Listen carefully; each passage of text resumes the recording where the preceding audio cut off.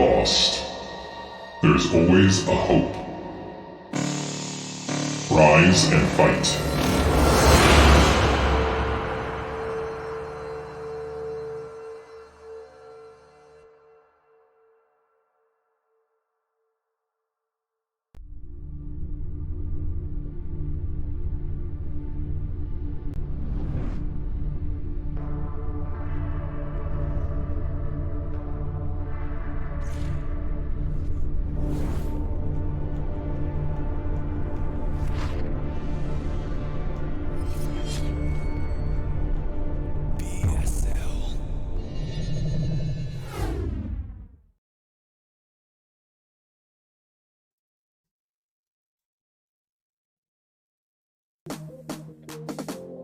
It's your favorite duo caster Zero and Zero, and I will cast for you the BSL Season 15 European Championship Group C. You can see it over here. Here we have bracket of this group. We have Dewalt, Zoom, OctZerg, and Madinio. So that's very hyped, very impressive, very interesting. So I hope you guys are hyped for it. First match is going to be between Dewalt and Zoom.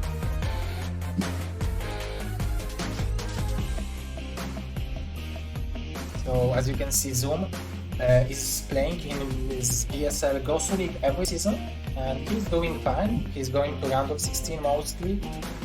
This season he went into from 17 to 24 spot.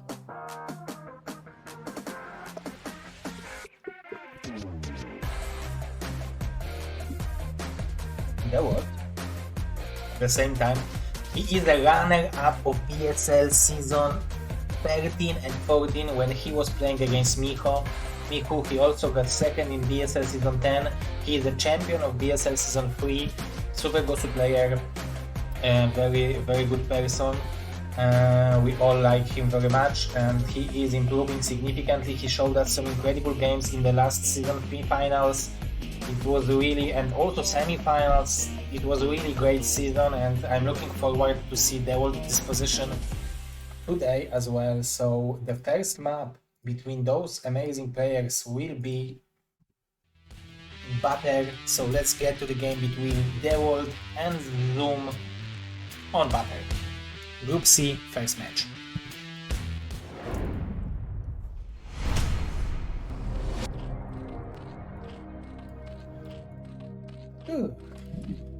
I mean Group B, right? Right. Going on the top right we have Zoom. On the bottom right we have Dewalt. I need to slow down my casting a little bit because I'm getting tired.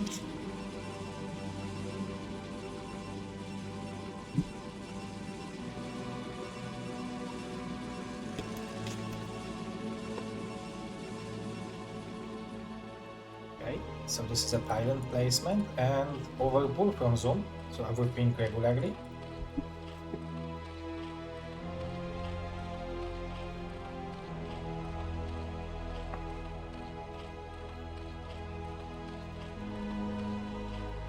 And forge first.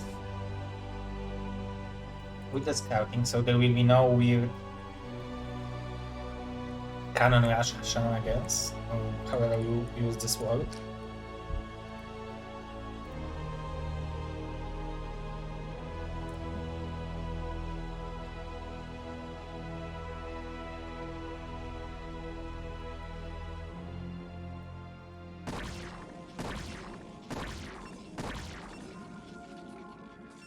Yeah, because I'm casting and second Zero is opting, guys. The other Zero should cast in Russian. Very good. Good idea if I would know Russian. If you guys want, I can put my sound as a stereo, but it would be bad quality. Hello, Mr. Tileo. Hello to all the Dewalt fans and BSL fans. Thank you guys for being here. Third hatchery from Zoom is being placed here, and he's moving out with the first 4 Zerlings, and we can see that Dewalt is playing this very safely. even though it's only 4, actually it's 6 links, so second cannon is... I like it, because if he wouldn't make this cannon, then those links could have a chance to run by, but with the second cannon, he's not forced to pull any procs from mining. So I think this is a pylon into a simulator, into cybernetic core, so this is a very normal game, very normal opening. Mr. Ghostu, thank you for Super Ghostu subscription. You are Super Ghostu for 3 months in a for 3 months and 2 months in a row. Thank you very much, my friend. And it's trying to escape with this probe, and Zoom very good on top of his micro. Very nicely done.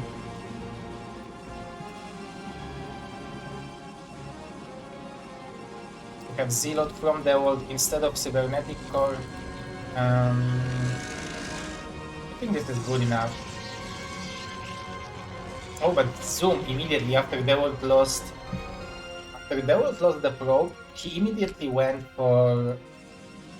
Not immediately, but he's going for Hydra Slam. And normally this is how you probably should respond, or at least Protoss should always respect the possibility of that response, right? But... But now I'm thinking whether Dewalt wasn't planning this ahead, so maybe he wanted to lose this probe and be like, okay, so he's playing Hydras for sure, but on the other hand,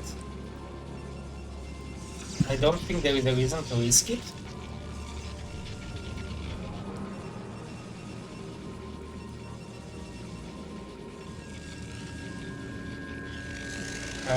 Yeah, these guys, I will appreciate if you will use English, because I can't see whether you are not offending someone or something like that, and I want to keep this chat civilized. So I will appreciate that a lot.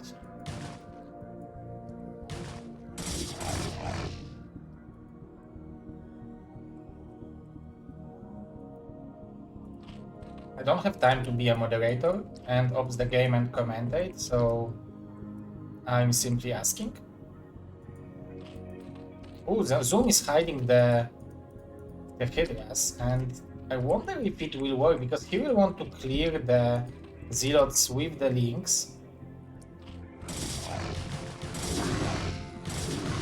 I think he will need to call the drones, right, to be able to win, but still this Zealot will be able to scout. Or some of the Zealots will be able to scout. And now Dewalt... Will he see the Hydra?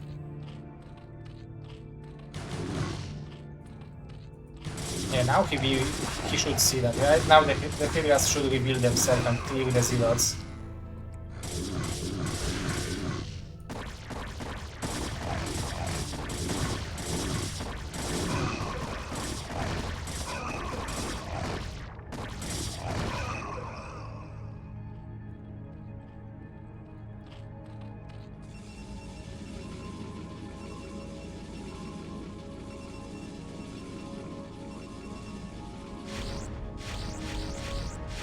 Okay, more and more Hydras from Zoom, but there will be 4 cannons up for the world, so it should be enough. However, I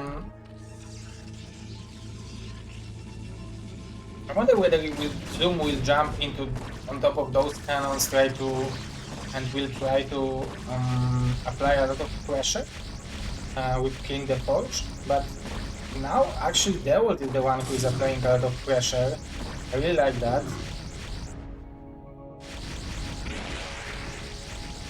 No problem, this guy was offending people, so...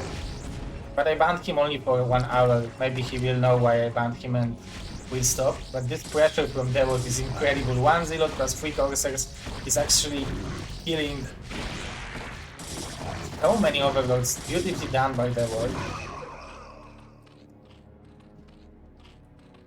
Oh my god. Can we have someone banning those people? Is there anyone on the chat who is willing to... Actually, this might be a little bit too much power, right?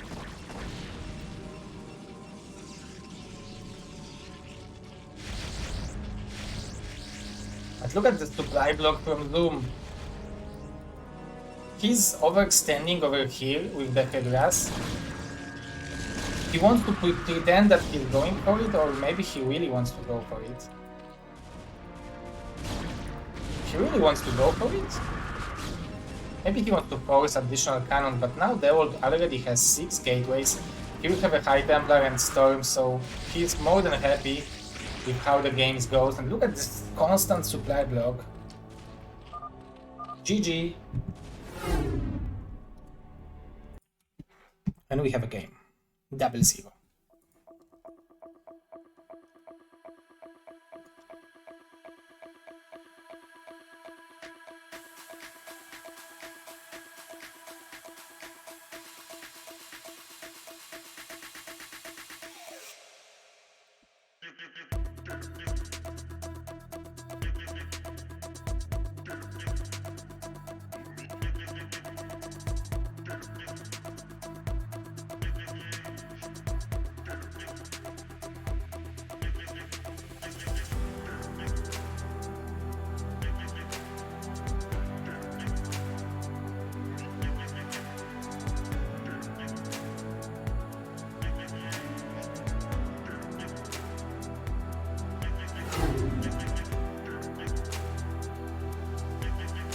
Dewalt versus Zoom, second game coming up now.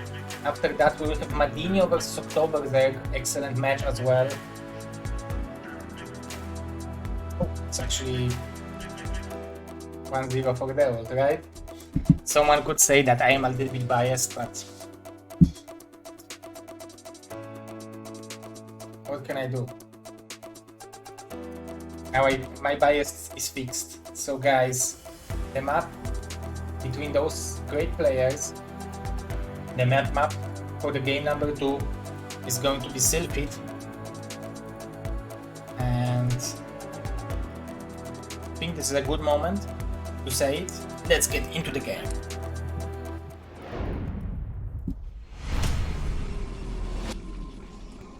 Okay. On the left side of the map we have Dewalt, on the right side of the map we have Zoom. Zoom. This is like Ferrari, right? Look at that, 400 APM. Zoom. But Dewalt is even faster.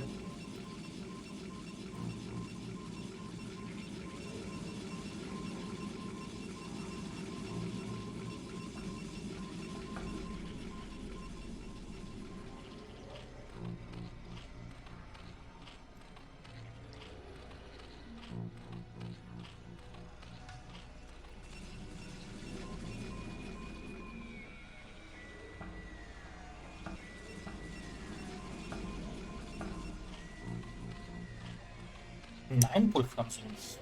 I really like 9 pull much more than overpull.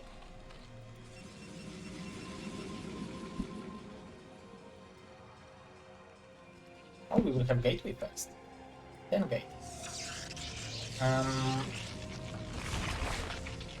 So it's a little bit tricky how you deal with one gateway when going 9 pull.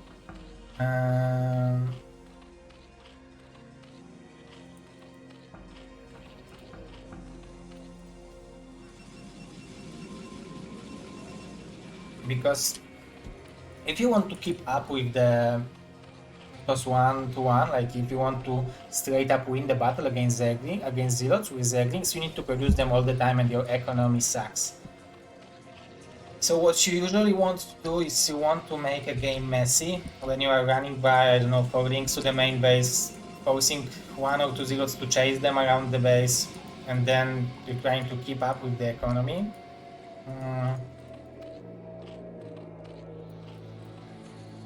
Dawid will definitely need to go for 2 Zealots, and his second Zealot should be on time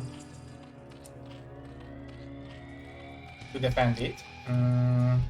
Probably even third Zealot will be necessary. We can make a show match, Mr. Nazgul.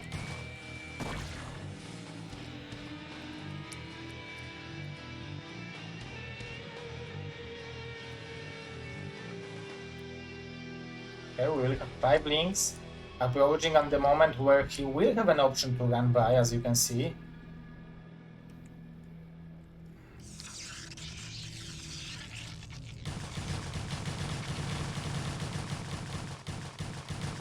Zoom with the nice micro trying to catch this probe, but they were very aware what might be happening.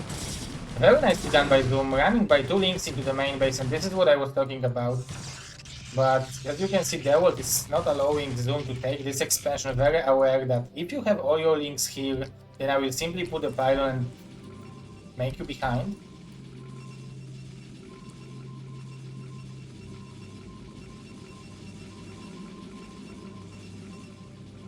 Some additional pressure from Dewalt, I like this. So he's posing some, but additional probe killed by Zoom, very nicely done.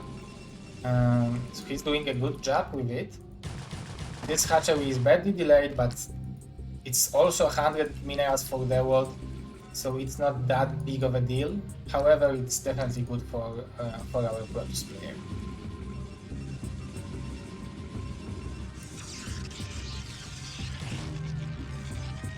Okay, 4 links. Should be able to deal with the Zealots. Let's see how many drones he will be able to kill. Okay. Nicely done by Dewalt. Stutter step micro, and at the same time Link is dead. So Dewalt is using the value of this Zealot as good as he can. However, it's still impressive that Zoom was able to keep those 3 links in the base of Dewalt. It's not easy thing to do, but this probe will scout what's going on, and with that amount of ZZZero links, I think the scouting will be cancelled, will be stopped, but this is pretty high commitment from Zoom, so you can see how much damage this pressure was able to deal. Additional probe was killed by 2 links, not bad great at all. I wonder what Zoom will do when Dewalt will move out with 6 Zealots, because then he will have to have around 18 links. This cybernetic core not allowing to run behind the minerals. Yeah, Mr. IP Warrior, this might be a good option to try, but I think Dewalt is simply too good for it. But look at that.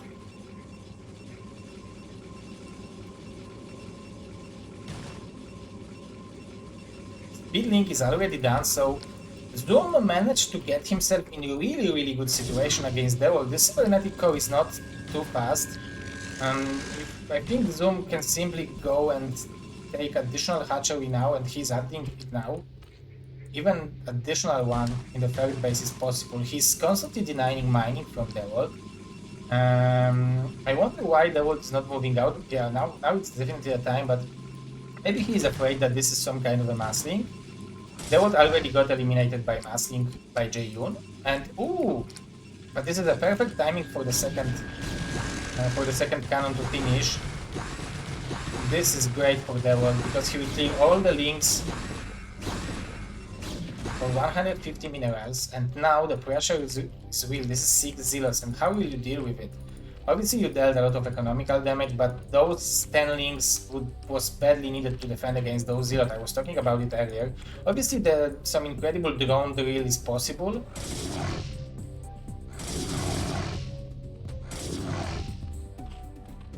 Nice pull, didn't lose any drone.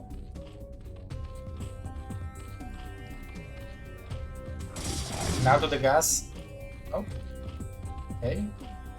So the spawning pool will be targeted. There are additional 2 Zealots to snipe the drones in the natural. This is not enough links, but there are more coming. So at the same time, the drones are dying in the natural. So Dewalt is relentless with the pressure. Wow, and he even cleared those links. So that's pretty impressive. And this shows how powerful of a player Dewalt is. It looked great, right? It looked great for Zoom, and then suddenly we have game over situation because there is nothing to deal with this Corsair. There is no spawning pool. The drones is all what is left.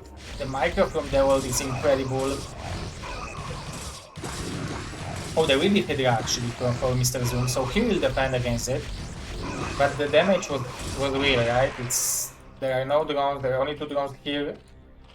2 drones here, the pressure will go on and there is no spawning pool. And Dewalt knows that Zoom wants to build drones now. He doesn't want to build Hydras. He can't build Lynx. So the pressure with Zealots and Coursers will only give him an option to kill more Overlords.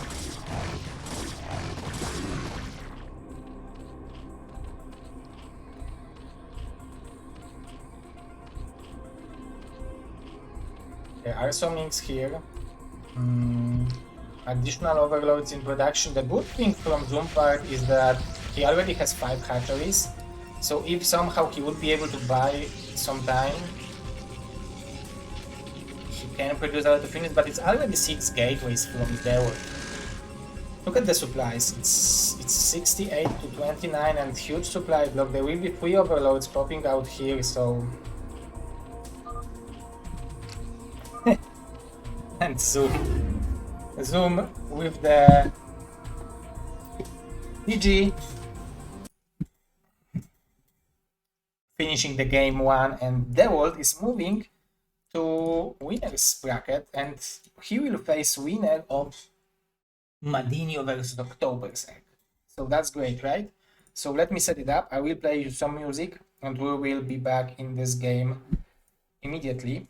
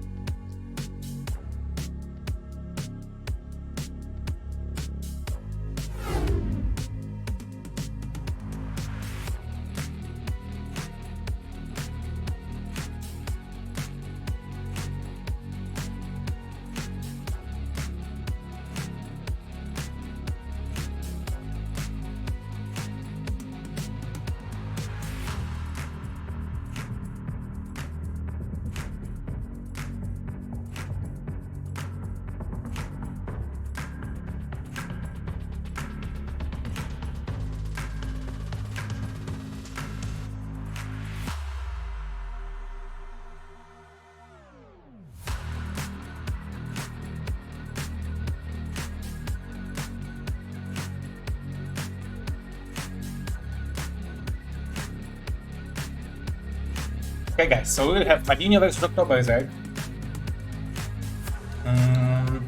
Both very old school players, both very good people. Mr. OctZerg and Mr. Madinio. Mr. OctZerg is from Macedonia / Croatia. Mr. Madinio from Norway. You can see that last season Mr. October was in top 8 of Gosu League. But in the previous seasons he was in the Pro League, as you can see in season 12. He was even very high in round of 16 group, so very nice performance. Mr. Madinio plays in Pro League regularly, and you can see that he is advancing to the round of 16 at least very often. Last season he wasn't able to advance, but it's mostly because he was inactive, he was studying to be smarter, to be better. So the map is going to be better. Madinio vs OctZerg. Game 1 starting.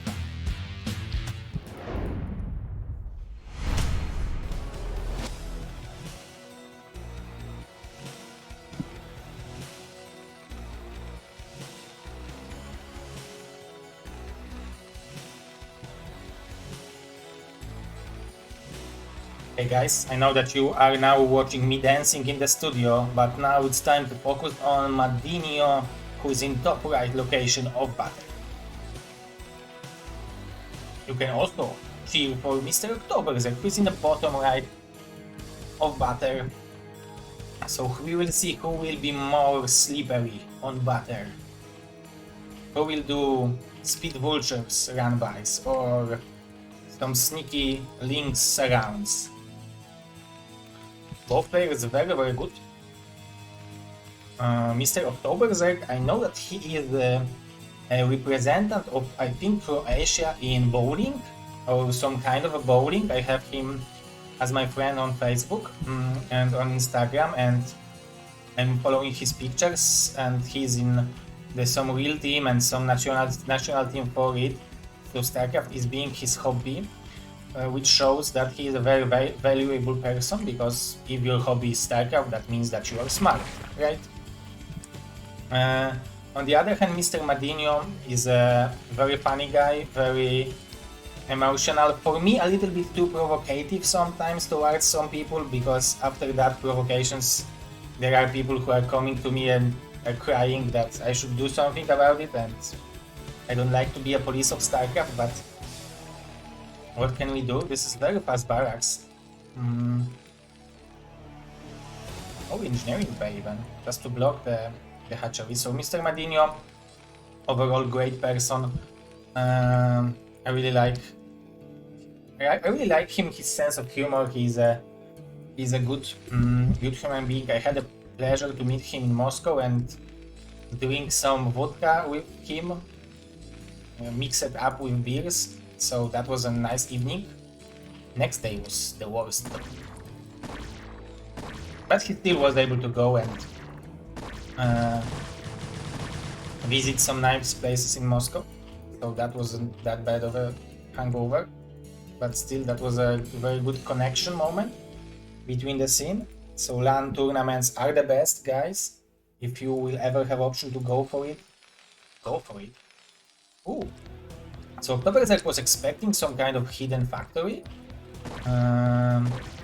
He is droning up right now, and I'm wondering, he went for 9 pull, but he is not applying pressure. He's looking for this SCV. He thinks that this is some kind of a factory, hidden factory, but we know that this is a very late factory from Madinio. At least in my opinion, this is late.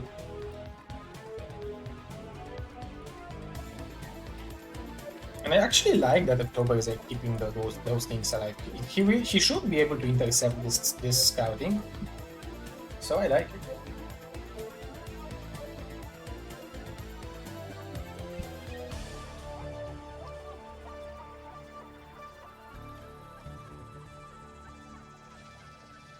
Oh, nice scouting from OctZerg, but this overload might get trapped here.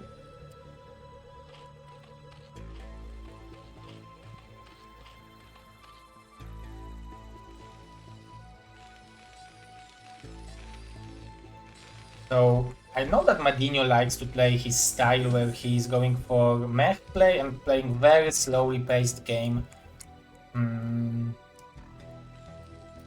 Try to move out with the very strong army on the later stage. This is a little bit, I don't know how to say, too forward back. Like, I would like the Sankens to maybe be a little bit further ahead, because this way you can snipe the drones, and it also gives you additional time when Terran is unsiege moding. Anyway, maybe he was afraid of the vulture, and he was right. Maybe he wouldn't be on time with it. Oh, we have Hydras then from OctZerg. So this is no layer. This is simply Hydra then. We will have Link's vulture speed. We are waiting for command center from Madinio. This is rather late.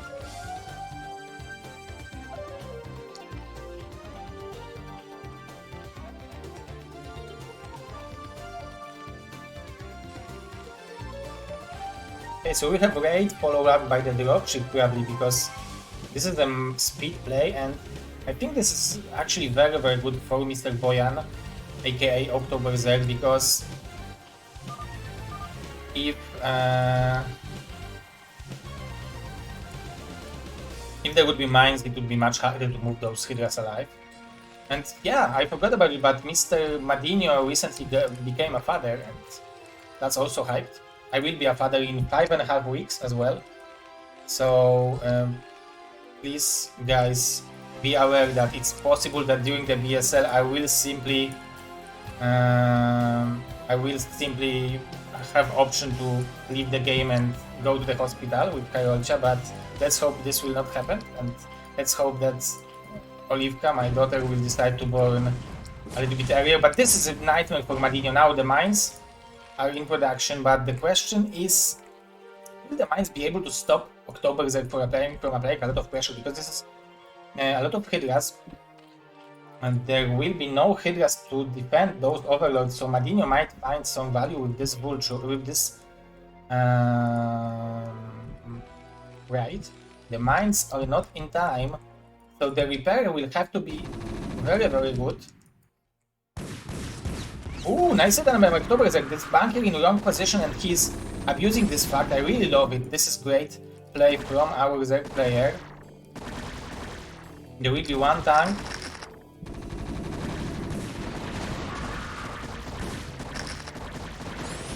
A lot of STVs are fighting, but those are the most tanky units in the game, like Ultras and STV.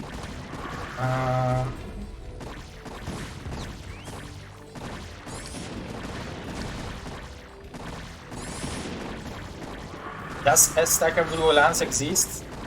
Yes, they do, and I'm actually planning to make a LAN in September, October. I will still need to find a sponsor, because first I want to take care of BSL16. If I will know that I can... Ooh, he will kill another tank! If I will know that I will be able to afford for BSL16, then I will try to gather funds for BSL offline. Because I already have a spot.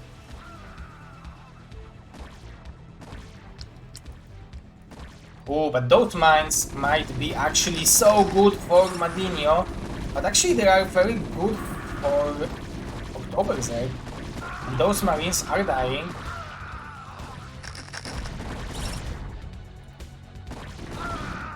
Very nice pressure from our Zerg player.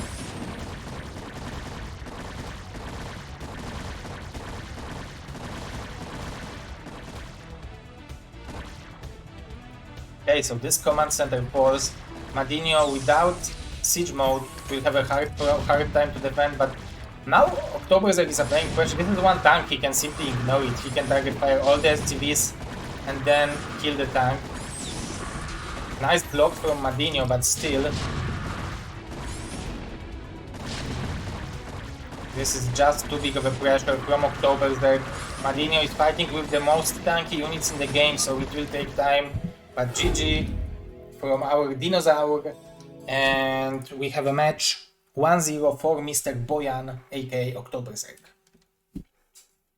And I will give you music this time. Let's go for maybe a little bit more alive music, right?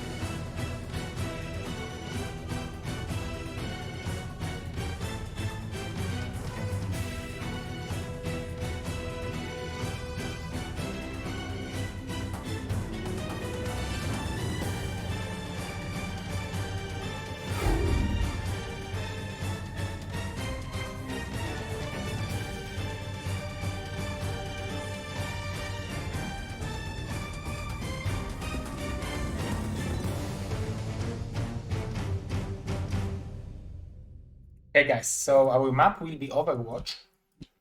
Very interesting, very good map. So Madinio and OctZerg are fighting. Who will fight against Dewalt in the winners match? Game number 2 on Overwatch coming up now.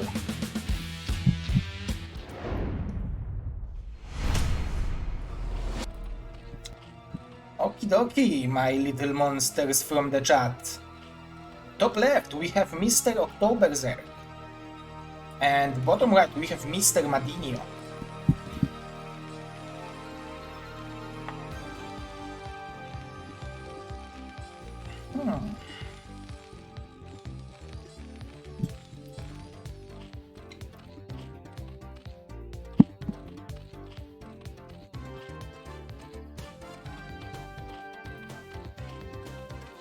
Two players map, right?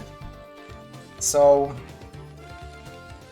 you can approach it twice, like in two ways. You can go for very aggressive opening and base it on the fact that your opponent is there and you don't need to find him. You can also go for very economical, not aggressive opening, but for economical opening and scout your opponent all the time and see what he's doing and adjust to it. So that was definitely a map choice from OctZerg, because in group stage the players are picking, the loser is picking the map. The winner is banning one map, so Madinio banned one map, so they couldn't play on Battle and on the map which Madinio banned, and then OctZerg had the option to choose from 5 remaining maps, and he chose Overwatch. This is a pretty interesting choice, in my opinion. I don't know why. Maybe I wasn't too active back in the days when this map was having its prime.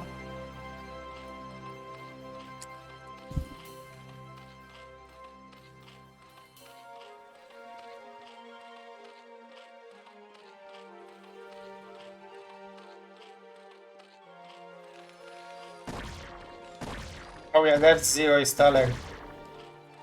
But okay.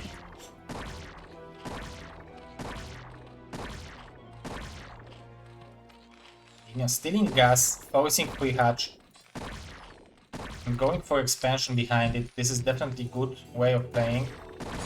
Look at that, 4 drones. He badly wants this gas. This is a lot of lost mining time.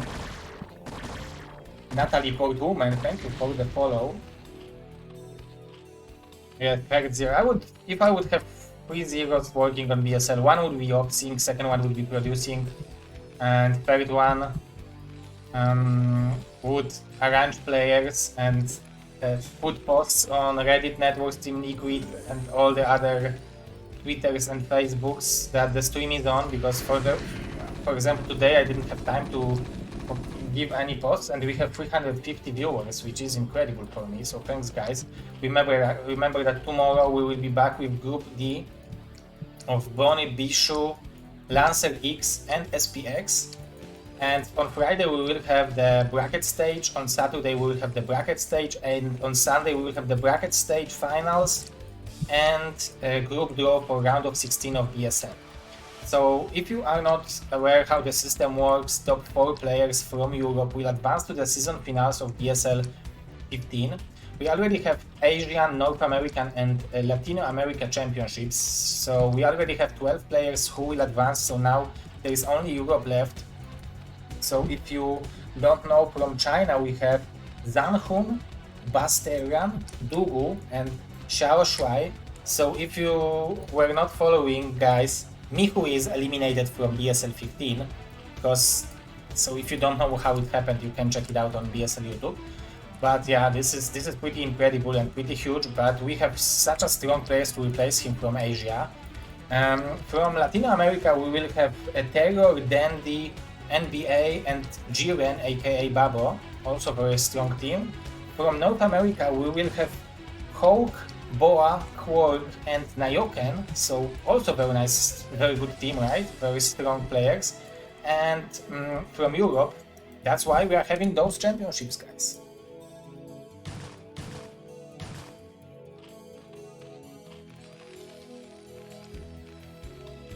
Mr. Madinio going for 3 packed Goliaths after very quick expansion. He's scouting very nicely. He can see that this is a free hatch from Mr. Boyan. I would call Mr. Madinho by the name because his name is Geir, but I can't pronounce R letter, so whenever I have a name with the R letter, it's hard to me to pronounce it. That's why I chose my wife to be Karolinka, right? Right. Oh, this is a very base location. I would never think about it, but maybe Madinio will also never think. This is how maybe OctZerg plans to do it.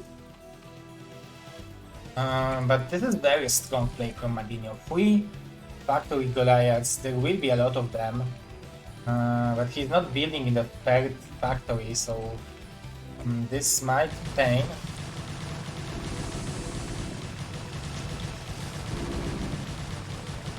Very nice aggression from OctZerg. There is nothing to actually defend it besides those 2 marines, so the grid of this build from Madinio was incredible. He was able to escape with 36 STVs only on 2 marines, so that's incredible. We have Mutas coming and R-Pace from Mr. OctZerg.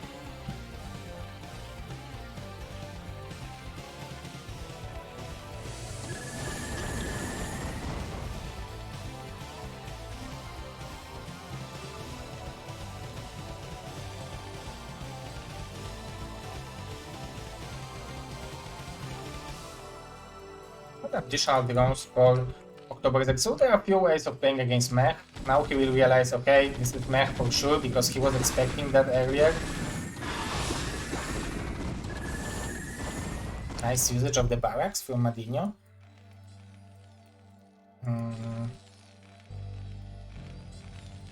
Plus 1 weapon is not being researched. But the refinery is being taken by Mr. Madinio. And Starboat.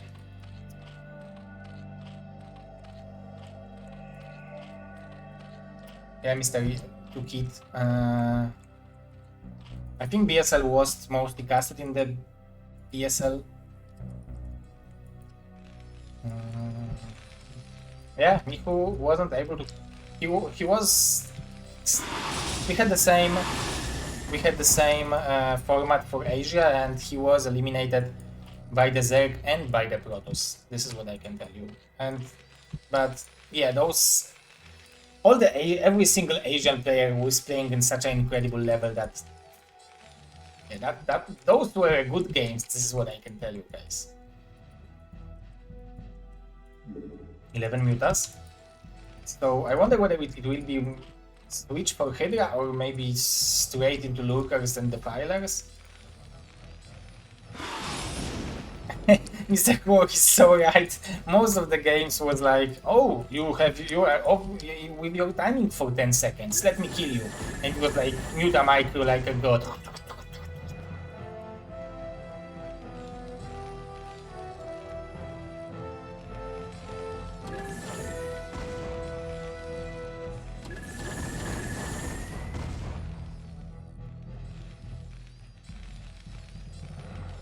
Nice scouting from Madinio.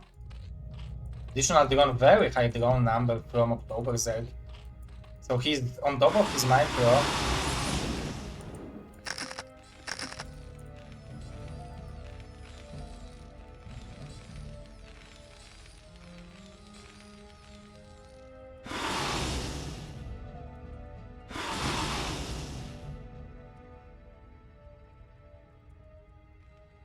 Yeah, Mr. Shad, so you know how it works, right? It's not easy to go to school and not being able to pronounce your surname, because my surname also has a R in it. It's Paździor. So when I was going to post office and wanted to send something, I was bringing my friends with me to pronounce my nickname, or I was writing it, because in Poland we also have the very like ironic character of some TV show called Paździor. Okay, let's not talk about this. Now we are zero, of course, with R as well, but a lot of mutas from Mr. OctZerg. Very, very high number of mutas. It's around 26. And Madinio has like 12 Goliaths for now, but he will have Irradiate, he will have mutas. So let's see how it will work. Huge amount of mutas coming here. You will be able to kill the armory before the +1, which is so incredibly powerful because this is +1 only. So the damage is real.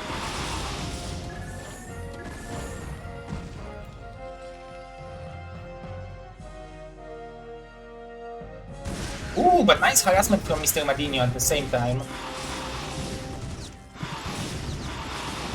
This is what you should do as a Terran. Those speed vultures. This is just a shame to not use them. Yeah, Jumper played good games. He was in a very strong group and he played solid good games, so definitely good player. So Madinio is probably now thinking about how do I get to 7 factories, and to be honest guys, he already have 70 STVs, 68 excuse me, now. If you will donate $69, something crazy will appear, but actually now 17, so Madinio is so undersaturated in the main base, and he doesn't need to produce. Look at that, he's still producing STVs, so I understand that they are tanky, but I don't think his income is getting higher in this natural.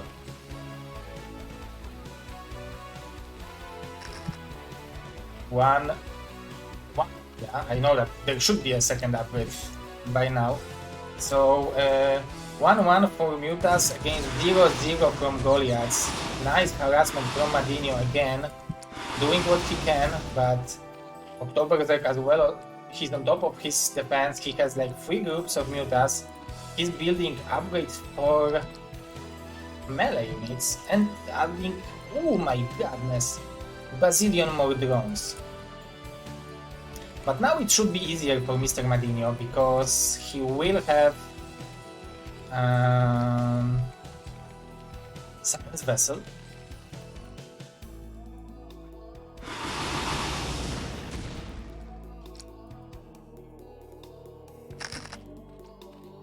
Very nice macro play. Look at that, this is 76 to 67. worker count, huge worker count on this stage of the game. But the biggest disadvantage for Madinio is that he has so many SCVs, but he is not mining efficiently with them, right? If he would send 12 here, he would have great mining and he could afford for 2 more at least factories, right? But at least +1 is finished, so look at that, he's very on top of facing the second upgrade. And 3 vessels will give an option for such a huge amount of irradiates, and like, StarCraft is a game of clicks, right? And it's impossible to spread 3 irradiates from 3 groups of mutas, right?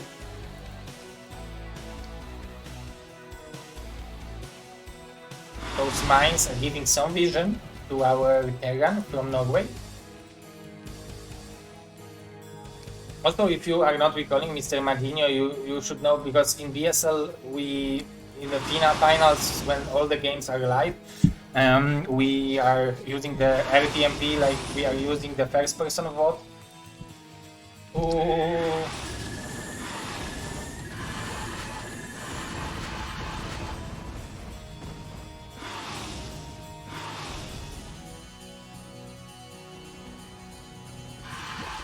Sorry guys, I'm watching. Whoa, it was so close. 6 HP.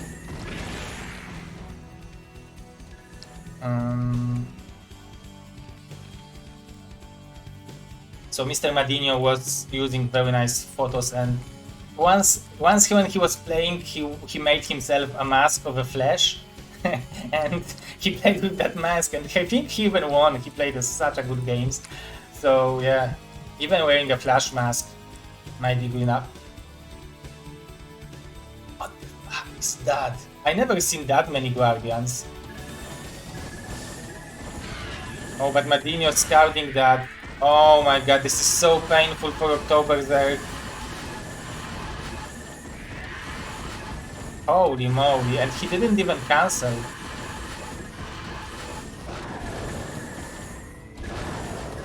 Oh my god. He decided, I will win it as a straight up Mass Guardian battle.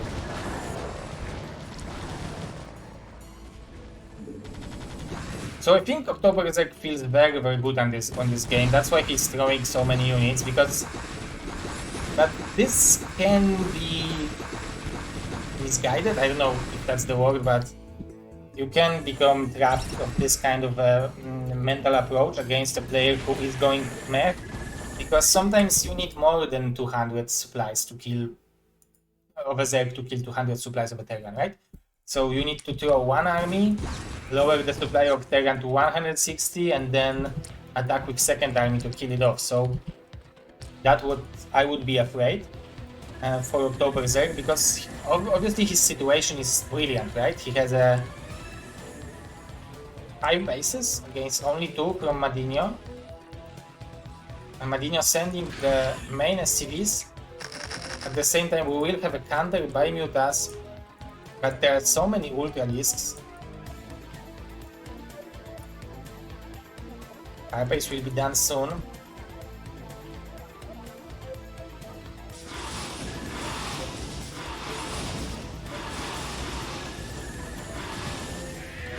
Ooh, we have Mr. TT1. Oh, think Mr. TT1 reminds me. Oh! That was close. Reminds me about the project we are working on, and we might announce on Sunday.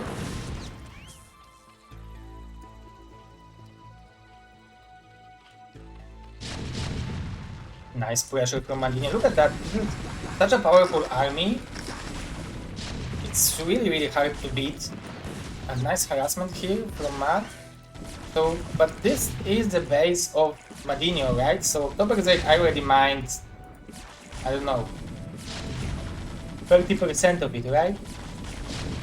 So that's huge.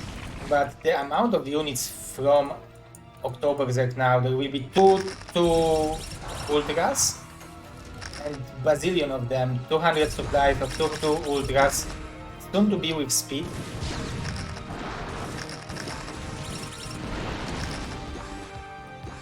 But looks like Madinio will be able to very efficiently deal with those units.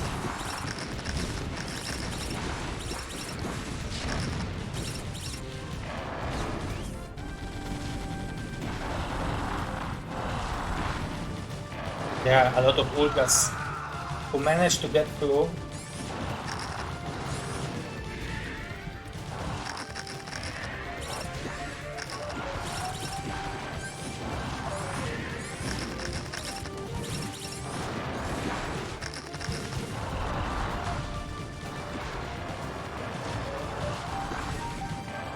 More and more ultras, huge micro from OctZerg. He is able to mine from 67 drones.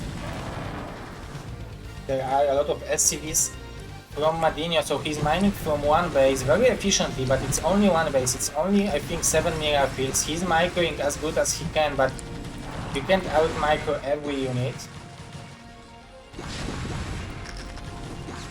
OctZerg is relentless with the pressure he is applying it on the base, which is most important for Madinio, because without this income he will not be able to produce any more units, and eventually, even with the best micro in the world, he will not be able to win the engagement army versus army. Ooh, nice snipe on 3 vessels from OctZerg, so he's on top of everything. Those things are dealing a lot of damage. And more macro from Boyan. Those ultras are very tanky. The supplies are getting lower for OctZerg, but it's the same thing for Madinio. But it was a good approach. I feel like it was a good approach from Matt. If he would defend it until now, then he would have an option to move out, because the Zerg is mined out in the main and natural now, so he's mining only on 2 bases, but at the same time he's taking top right and bottom left. The links and ultras are very efficient on those trades against Goliaths. The macro from OctZerg is incredible. He is macroing from 6, 7, 8 hatcheries, so this is 8 hatch macro.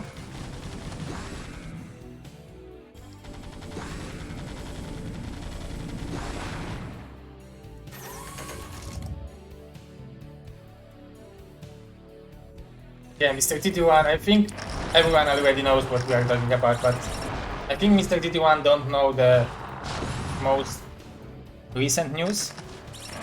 Yeah, I already announced it that we are planning and working on it, right? But I'm already working on BSL16 now, but it doesn't need to happen. A lot of drones sent over here, but Madinio with those tanky SCVs are still alive. Very nice attempt to take double base. This is how you can try to come back.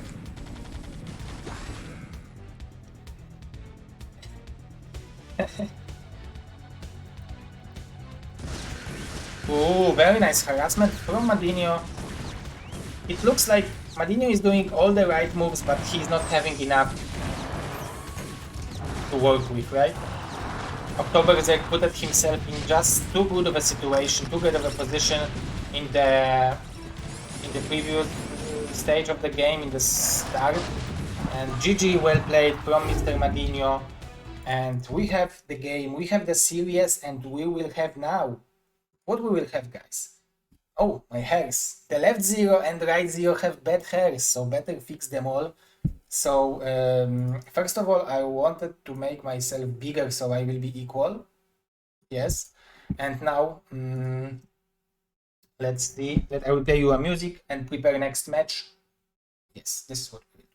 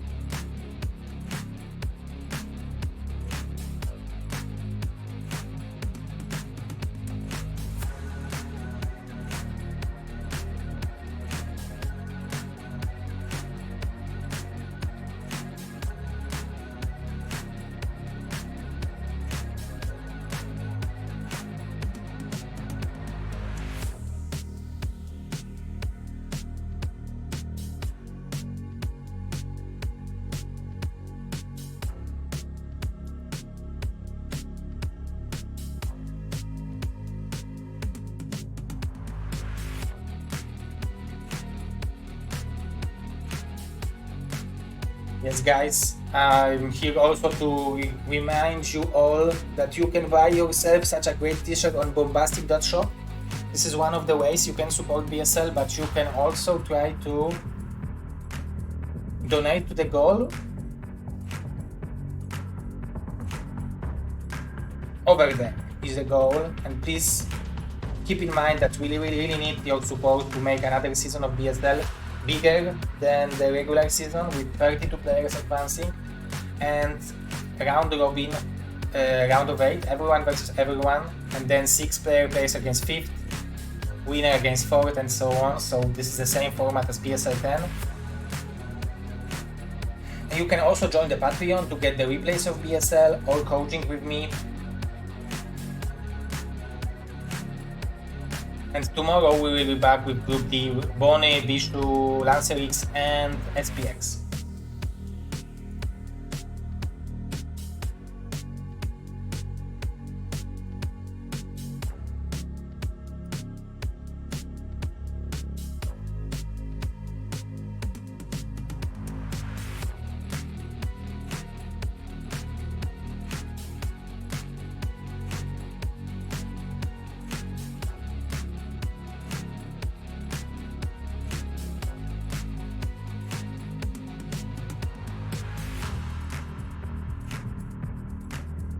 About LAN, yeah, I'm planning. I would like to make a LAN offline tournament this year in autumn, but first I need to make sure that I will have funds for BSL 16, because this is the priority, because it is the part of entire BSL 2022 plan. But if we will make this goal, I will start and go look for the sponsors for the offline tournament, and I already have a spot. I found a spot to do it, so it's going to be in Poland, in Warsaw, so it will be easy to fly in and easy to arrive if you are from Poland. But still, first things first, right? I think I will go to the toilet, guys, so I will make like 2 minutes break and we'll go. We will be back with Zoom versus Madinio.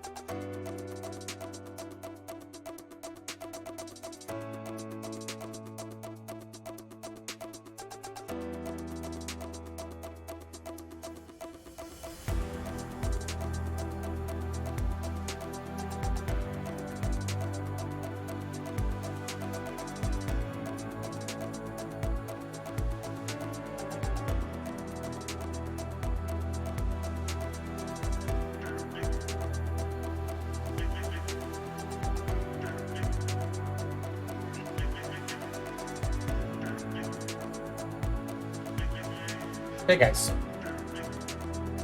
I'm back. We are ready to start MadiNho versus Zoom, so very good players, very nice guys.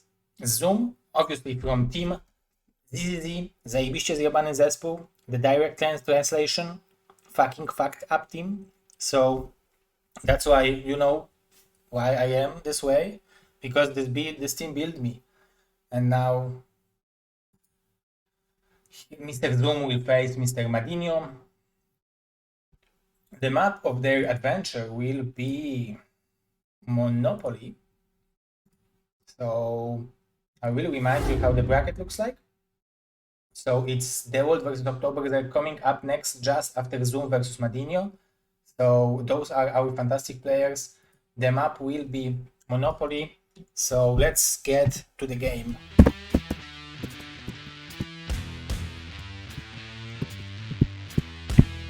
Yeah, let's go. Let's do it.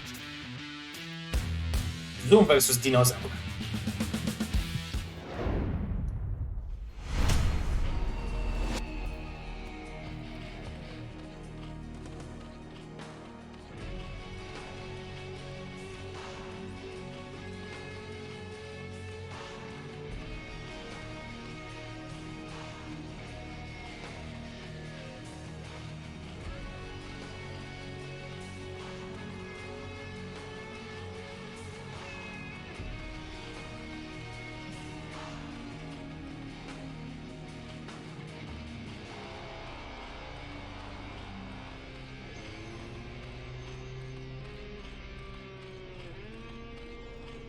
Owning on the left side of the map, fantastic player from fantastic country, playing fantastic race, this is Zoom. And his opponent, also fantastic player, also from fantastic country, playing not that good race, this is Madinio. So, race choice at the beginning, a little bit in advantage for Zoom. Oh, I'm just kidding. Terran is always advantage against Zerg. This is a map which, as I told you at the beginning, have a lot of options for ZVT. You can go for 2 hatch, right? And try to place the hatchery here and defend it with Sunkens, or here and be aggressive and also defend it with Sunkens. You can also try to make a slow drop and make expansion here with two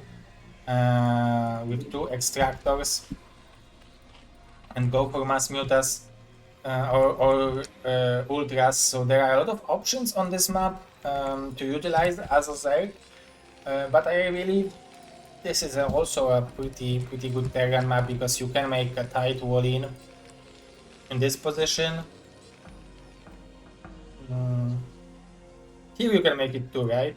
Here you can make a tight wall as well. I assume there you can make a tight wall, but the Marines will pop on the outside of the wall. But it's still good. What? Oh, I would never expect that against Terran.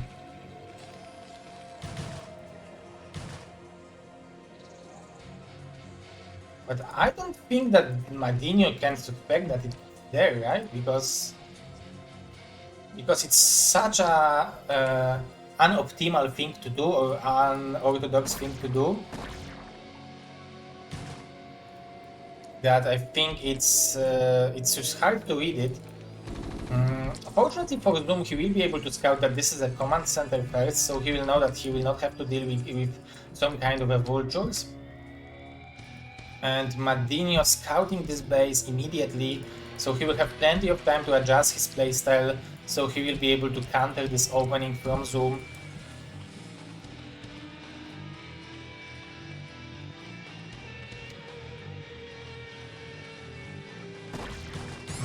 Nice block of the drone. The Link gets a kill. So 1-0 for Madinio, for Zoom for now, but I think Madinio got all the informations he needed with this SCV. Obviously it would be better to keep it alive for a while longer, but it's not the end of the world. We have Academy, so this time Madinio decides to go for Marines and Medic instead of Bio. I wonder what's the reasoning behind it? Or maybe because it's simply not as easy to see what is going on. But Zoom, I think when he will see that this barracks is constantly building Marines, and also that Madinio is trying to hide those Marines, he should suspect that this is probably Marines and Medic. Of course, this is a tournament game, so players at this level are sneaky enough that this might be double mind game.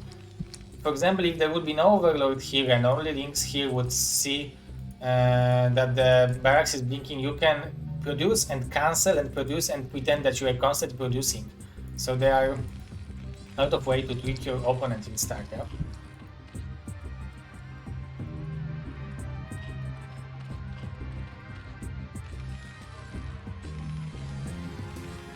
Nice reaction from Zoom.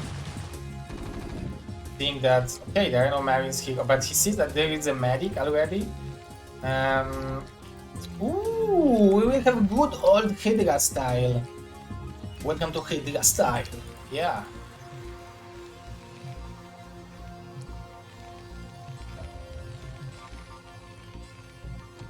I wonder if this is some timing attack to hold the bio on this in this area, because it would be great. But actually, Zoom is not going for it. Madinio sending only 7 units. I think Madinio expecting that Zoom will want to defend it only with pure links. And this might be the chance for Zoom to clear this army if he will make a target fire. There is no range yet. I don't know about Hydras, I don't think either. But yeah, good target fire and...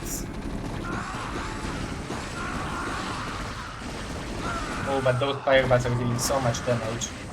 Nice micro from Zoom. The Lozax is going first because this is a tactical opening from me.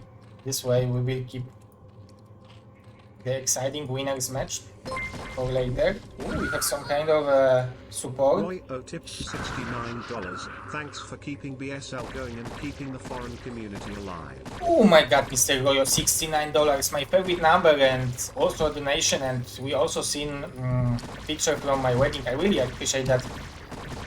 Thanks very much. Thank you. This is a huge support, and you are also supporting the goal to create BSL Season 16, so thanks, man. We all should give a huge thanks to Mr. Royo. But Zoom is trying to make it weird, and I like it, but I would like to see a little bit faster layer, maybe for the lurkers. On the other hand, he was able to clear this first bio wall. So I don't think he should be afraid of killing those supplies. There is lurker aspect being researched. 2 extractors soon.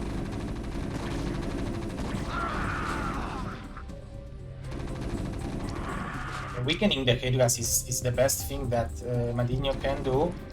I think holding the Marines on this area might be interesting. Oh, but Zoom will see that Madinho is moving out to the top, which might trigger the counter attack, right? Oh, but it triggered Sangas. I like Sangas as well because in theory Zoom is in very good position. Practically he doesn't have the saturation for those 3 bases, so it's not like he is using all those resources available for him. But it gives him potential to just explode when he will want. But I really like that Madinho is trying to buy himself a time with this random bio ball.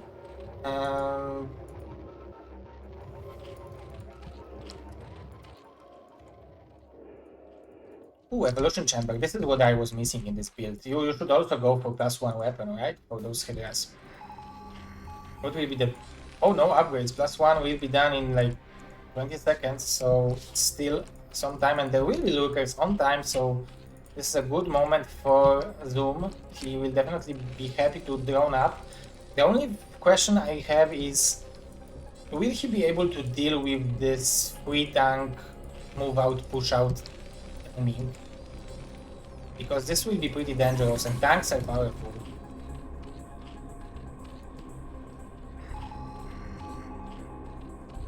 Madinho scanning this overlord.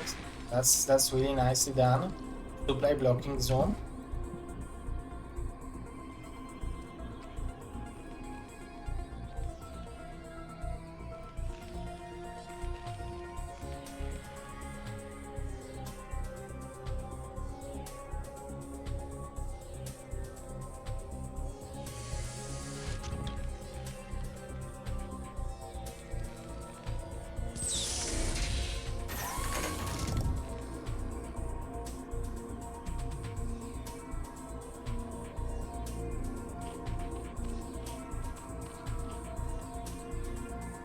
More links coming from Zoom and Hype-Tech. So I really like this opening from his side. The only thing that I don't like is the amount of drones. Maybe you have to play style like this with this amount of very low echo. But I would like to see at least one drone per one mineral patch. So it's like he's missing like 5 drones. But besides that, I think he's not in that bad of a situation. He wasn't sure if he can jump on those tanks, because if there would be like 3 additional ones here, all the Hydras would go down. But this is shocking for me that Madinio is trying to move out through this bridge.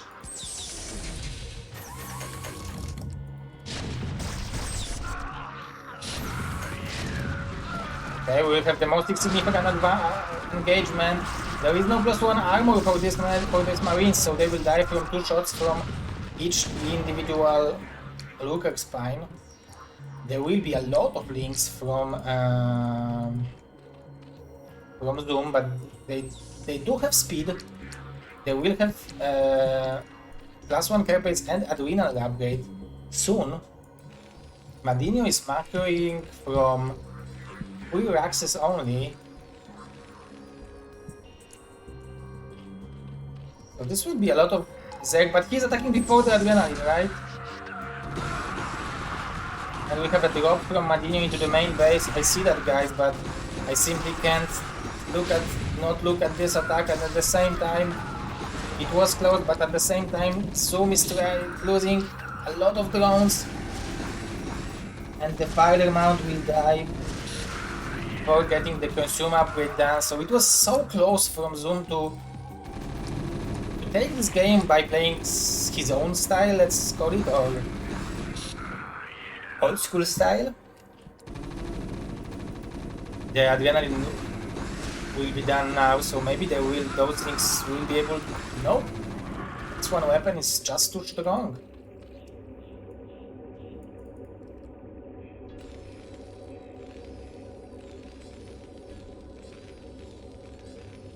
Madinio taking the third base, +1 weapon for tanks.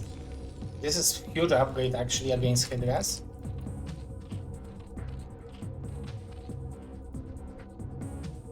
Might be, I don't know, scouting SCV.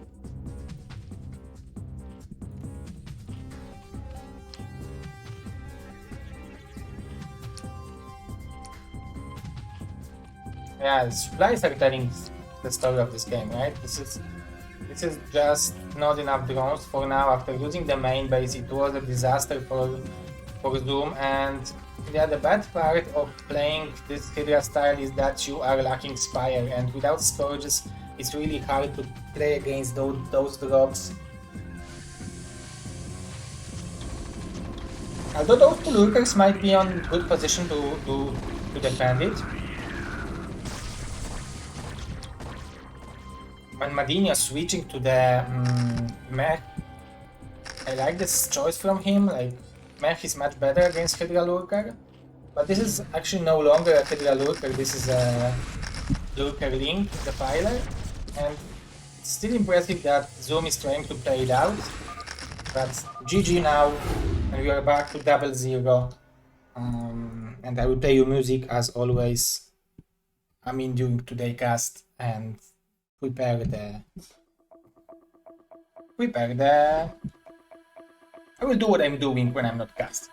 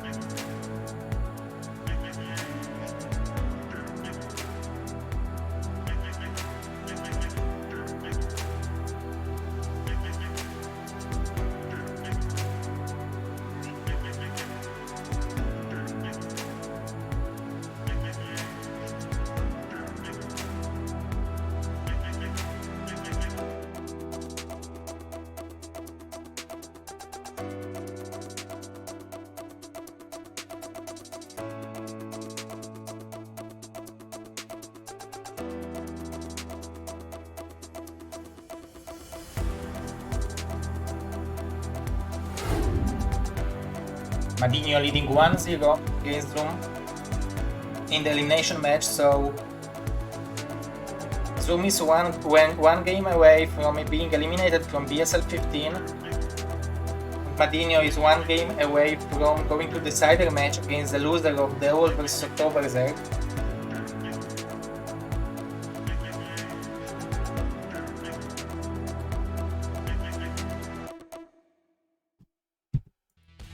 The map is going to be Circuit, and this is very interesting matchup. Zerg vs Terran, Madinio aka Dinosaur against ZZZoom. So let's get to the second game between those gentlemen.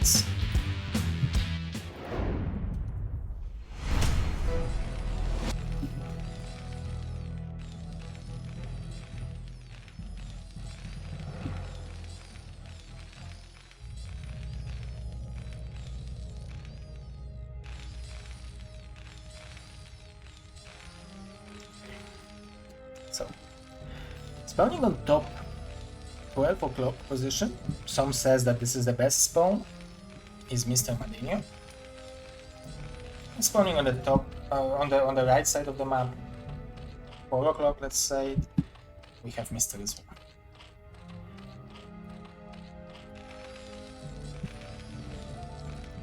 Wall in from Dinosaur might mean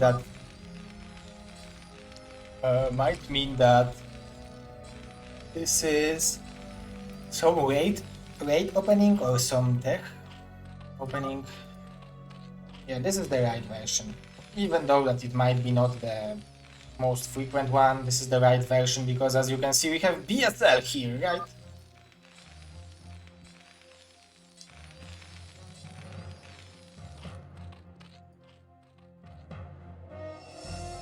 Was there a circuit before Remastered?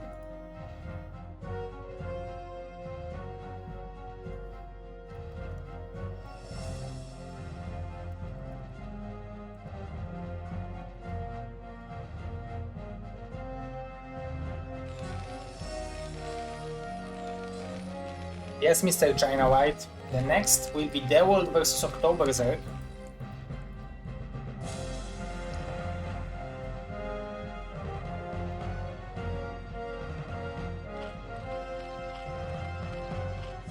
Very fast extractor. I mean, not very fast, this is a new meta, right? Scouting the middle. So Mr. Madinio will have some sneaky opening, but he's pulling from gas, so it will be probably Vulture expand.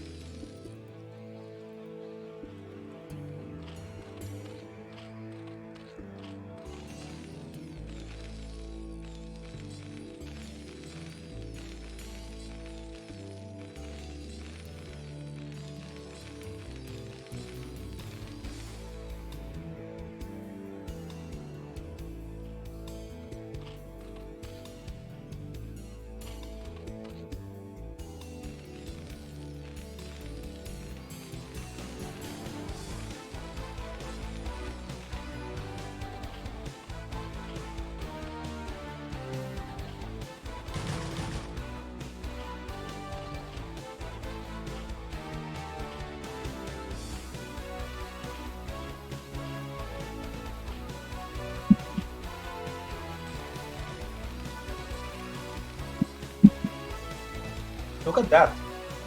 Machine shop before the Vulture even. But the Sunken would be on time anyway. I wonder whether Zoom will choose to go for the Sim City as it's going to be speed Vultures. Would be the best option for him.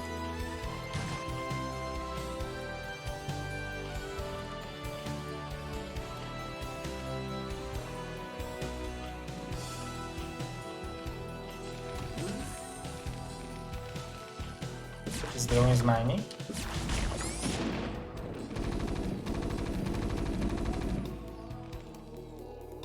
The Zoom sees that this is a vulture. And second factory from the... not from the main base, but this is very fast second factory, I think. Maybe if you were going Goliaths, this is how you should do it. We will have some kind of a sim city from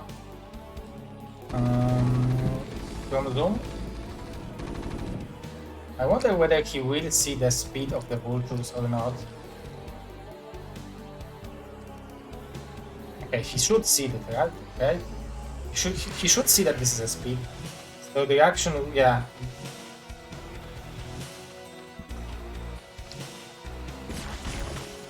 Nicely done by Zoom. I don't think he needed the one here. Maybe.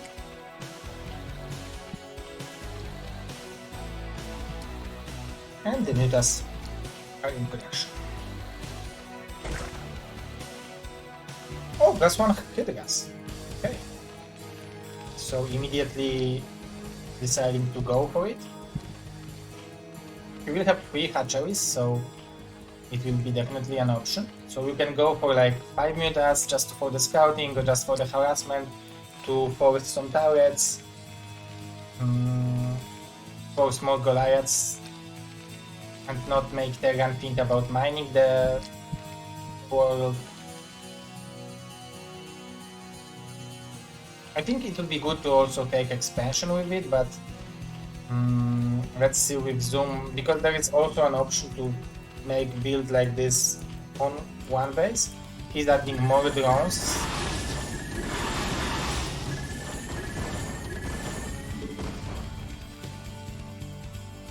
Mr. Xter Chess, we will see. This is the European Championship, so we will see who is the best one from Europe.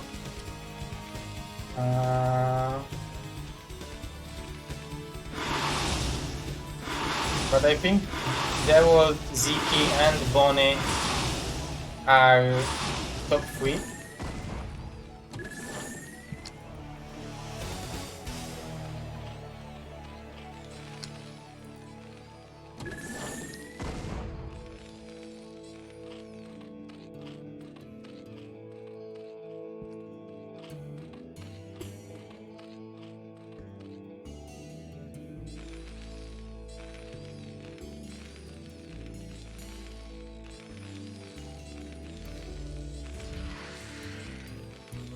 There's a lot of turrets on the amount of mutas that Zoom made, so he should be rather happy. I wonder if he wants... it looks like he's hiding the Hydras, right? But now Madinio will scout them and probably going for the tanks might be an option. I wonder whether he has... he's not building upgrades, so it's not some kind of a timing where he would be able to attack with 1-1, for example, or with 0-1 at least.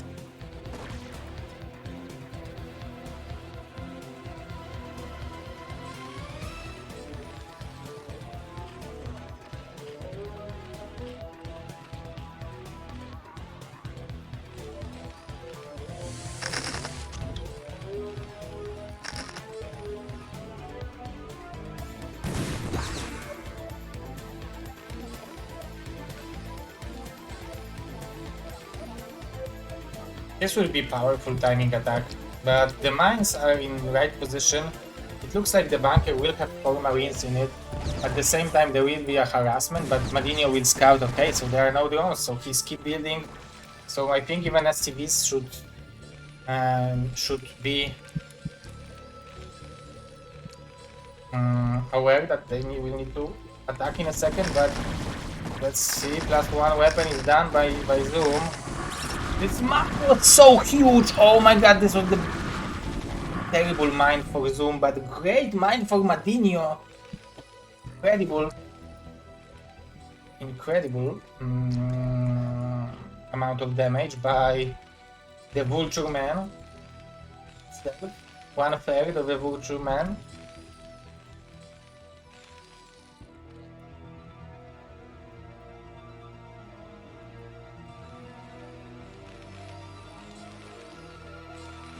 Mr. Mars is trying to hook up I don't think that this is the right place to try to hook up on a girl. Nice micro from Zoom. Using 2 mutas for a tank at this stage where he's going, he already switched to Hydras. I think it's good. But you can always try your strength, Mr. Max. I wish you all the good luck, and I will not tell your wife.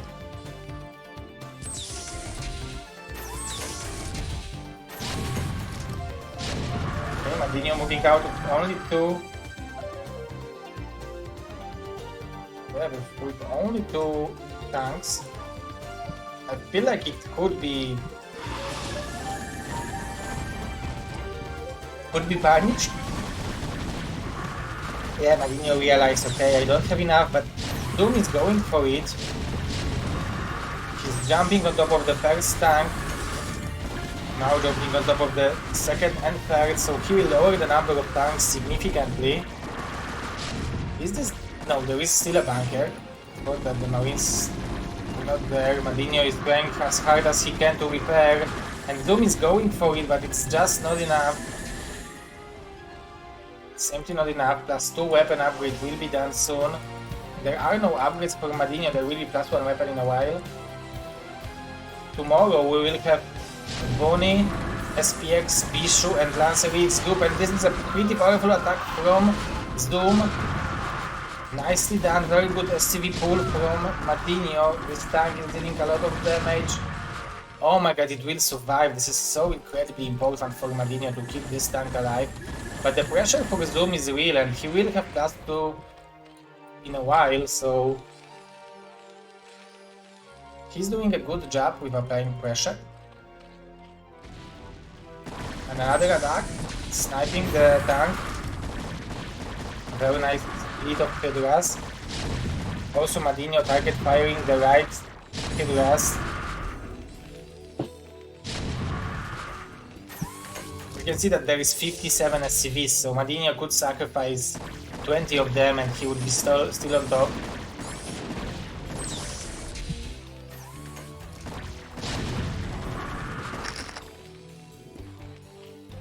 Okay. I wonder whether the Zoom will want to go for the drone cycle at some point.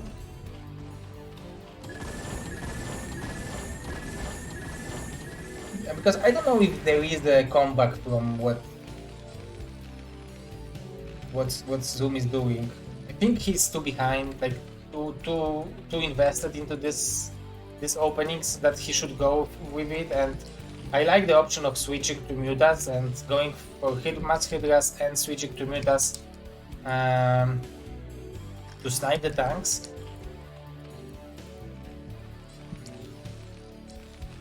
You can see that Madinio is mixing up Vultures and Goliaths, adding the 3rd and 4th command center already, so his economy is great. Ooh, some nice harassment over here.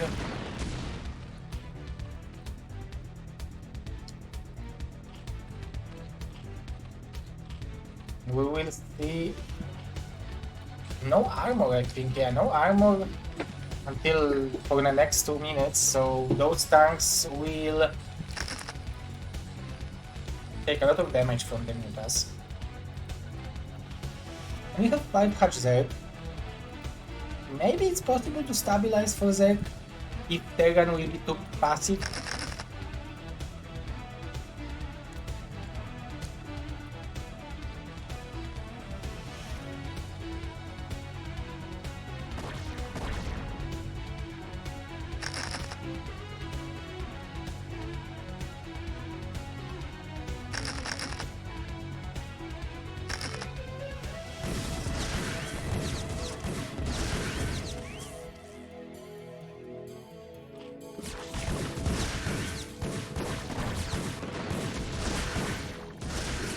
One Sanken is dealing a lot of damage, but that's incredible amount of damage but by those vultures. A lot of mutas from Zoom, which I think might be a good option if he will fight before this one plus one weapon. if this upgrade will kick in, those mutas will deal not as much damage as they could, right?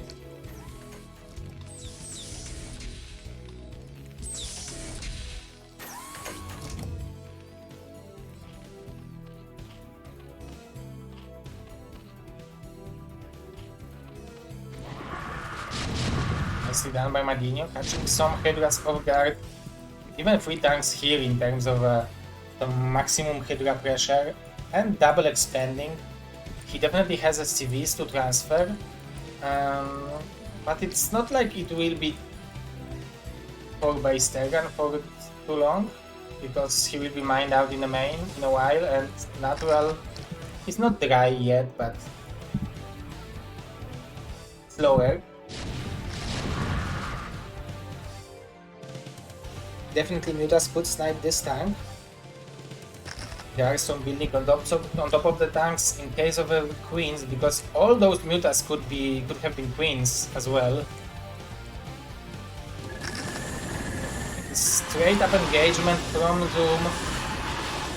1-1 is done, so very good for Madinio, but I think it might be a little bit too many Mutalisks, but those 6 are dealing so much damage. Nice connection with Hydralisks. Maybe his base will fall. Actually, nice harassment, nice attack by Zoom.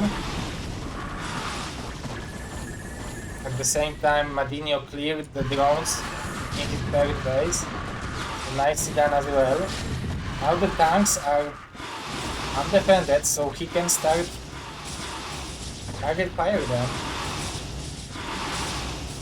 At the same time, Madinio applying more and more pressure with those vultures. This is why Madinio is so dangerous, because his multitasking is so great. Look at that, he's microing with this vulture. He killed 2 drones already. And thanks to this attack, the tanks survived because the mutas... Zoom wasn't paying attention on the mutas.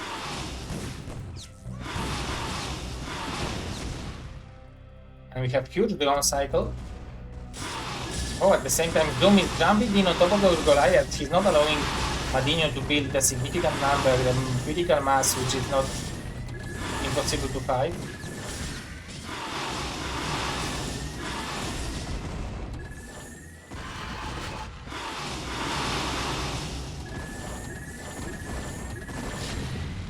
Very good thing for Madinio is that he's having this base, and Zoom is not even expecting that he can have it.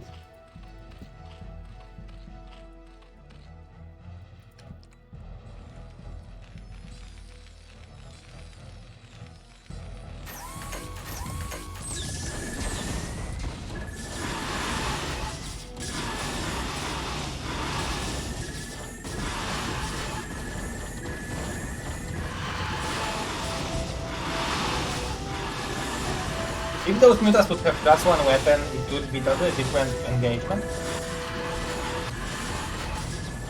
It's still pretty impressive how close Zoom made it look.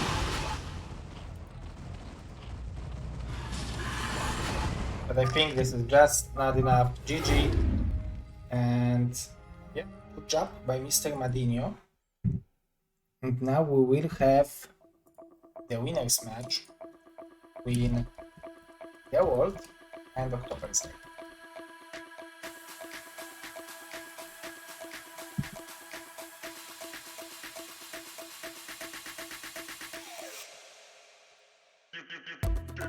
Oh, you see me doing it. Okay guys, I will make a short break, go to the toilet, stretch a while, and I will be back in 5 minutes to cast those matches for you, so be right back.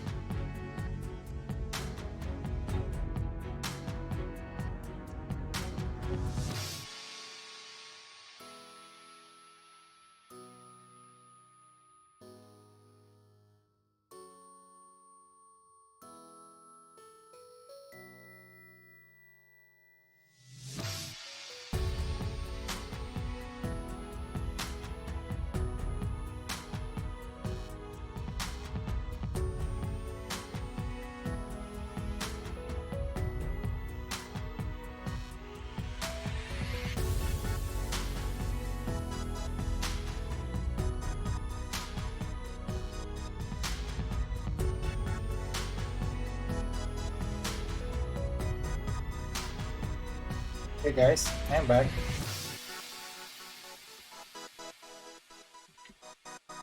Dewalt versus OctZerg.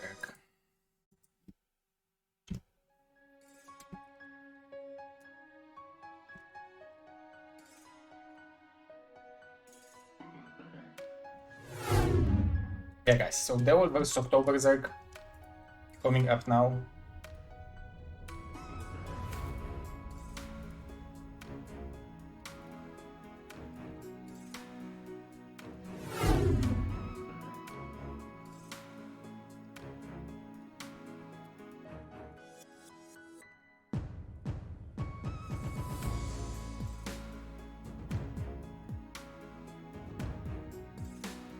So on the left we have a player who was in the finals of BSL for 2 seasons in a row, last season and 2 seasons ago. He delivered some incredible games. On the right side we have a player who is very experienced, good old school Zerg player from back in the days. I'm sure everyone remembers Mr. OctZerg. So their first map is not going to be Circuit, it's going to be Monopoly, and we are ready to jump into the game number 2.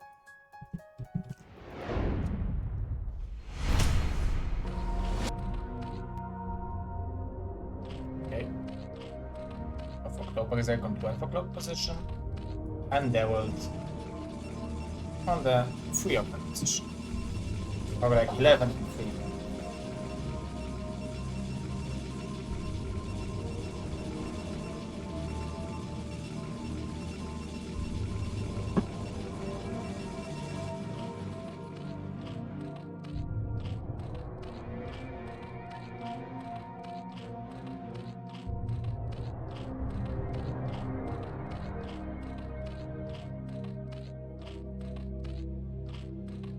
Dewalt army here. I'm pretty sure that Dewalt army is here. I'm also pretty sure that Dewalt has many fans from all over the world, and many of them are cheering for him, so not everyone has to watch live, but I'm pretty sure that many of you guys will watch the VOD.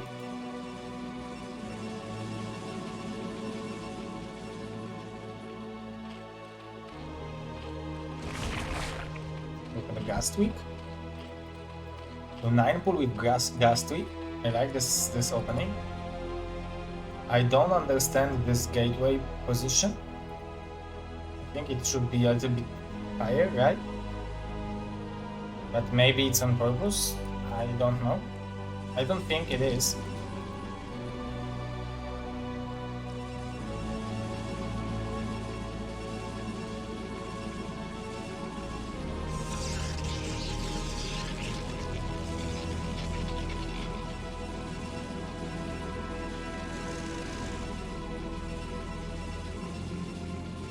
Mr. Fidel Castro, I don't think it's cut out. It's like probably my graphic when she was making it. She took a map from Europe. So yeah, but we count Russia as a European region, obviously.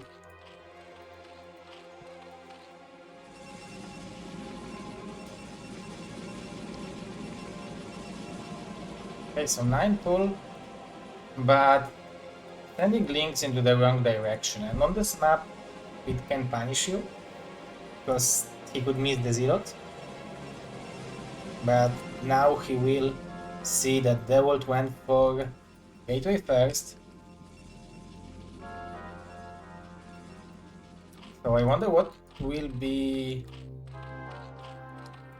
the reaction from OctZerg, because you can try to push it through with 9 pull, over pull, but because he didn't find Dewalt first, he will not have an option to run by. Now it will be a tight moment where he will have a time to jump in on top of the Zealot of Dewalt, and it was nicely done, but very nice micro from Dewalt, and this third Zealot is coming to help.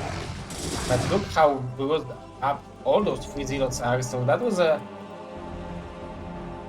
little bit not enough. Like, if OctZerg could have 2 more links with it, he might be actually winning the game.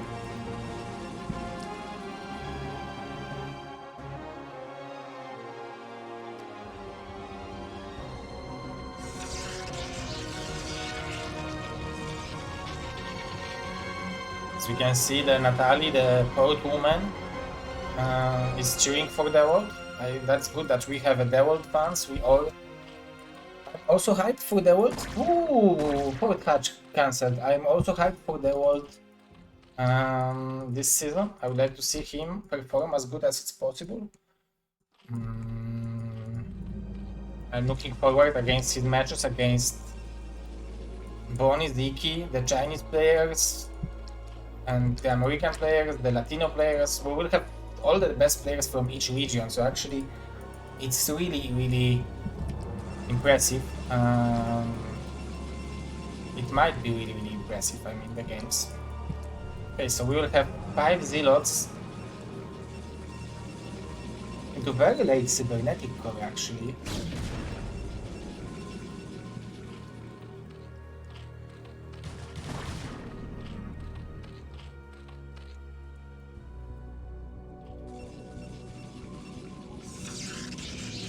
Ooh, but this will be this then Ro16 Zealot's move out, right? At the edge of the end of this cannon, he will move out and be happy about Zerg building links. You can even go here and turn back, and probably it's still enough. You have a link speed. Oh, I didn't point that OctZerg took this base. This base has 8 mineral fields, it's very healthy, where the natural has only 7. So yeah, I wonder, yeah, the speed will be done in few seconds, and we can see that Stargate, actually, this is a good timing for, it seems like a good timing for OctZerg.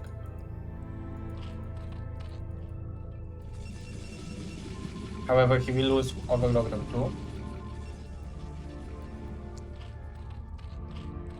Oh, and there will be scout that the more links are coming.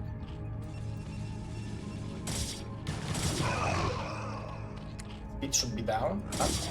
Oh, gunfire. But there is a cannon in the main base.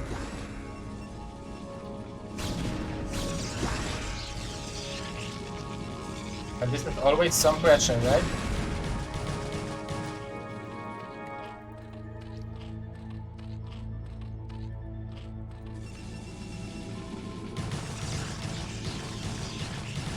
+1 weapon, +1 weapon.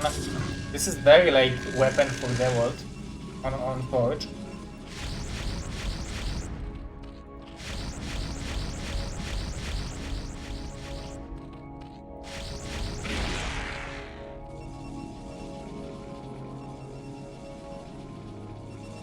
We have Boyan versus Andrei. Who will win? This is the question. Again, OctZerg flying around, and more links coming from OctZerg. Oh wow, he wants to flood it over here. Maybe he's seen that there is no +1 on the zealots and he wants to punish it. Oh, but main base isn't it too ambitious? It's a good idea actually. The pressure is here, and it's real. At the same time, he is able to build mutas. Wow! Incredible pressure from OctZerg. Very nicely done. He's killing a lot of probes with this attack.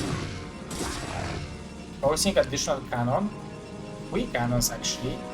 But Dewalt didn't stop his corsair production, so he will have 5 corsairs with +1 ready.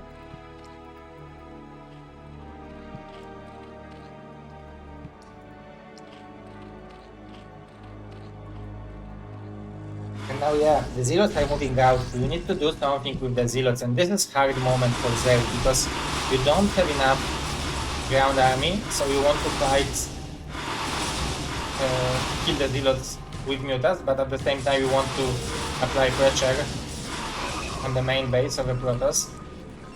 Also, there will be like 7 corsairs with +1 soon, so there will have to be a lot of scourges from OctZerg.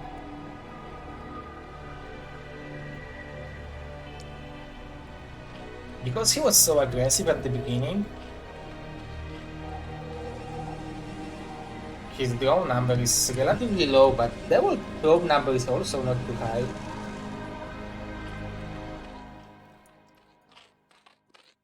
Actually, it's not that low.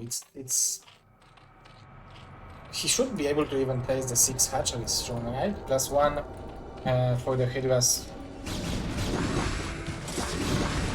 as well.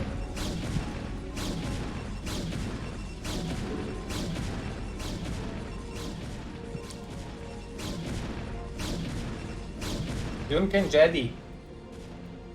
I don't know, I think it's Sulky, in my opinion.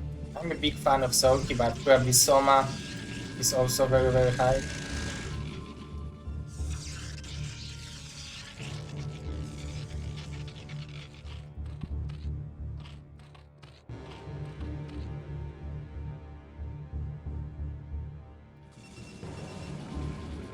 I'm a little bit afraid that there will be not enough scourges to deal with the corsairs, and the zealots will simply run through the Zerg. Because there will be +1, so the links will deal no damage. The mutas are here, okay. The speed for the zealots is done. Okay, so the zealots will deal, so the mutas will deal some damage to the zealots, but I think it's not enough, and Dewalt with the critical mass of Corsairs killing most of them, like all of the mutas and most of the Hydra army. There is not that big of a Sin City over here.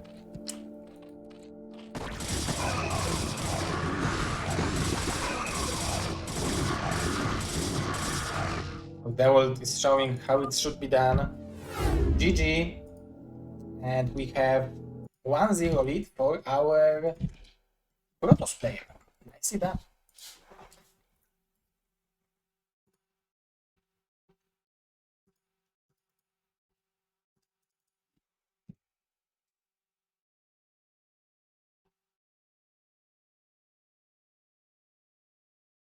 Let's go for more active music.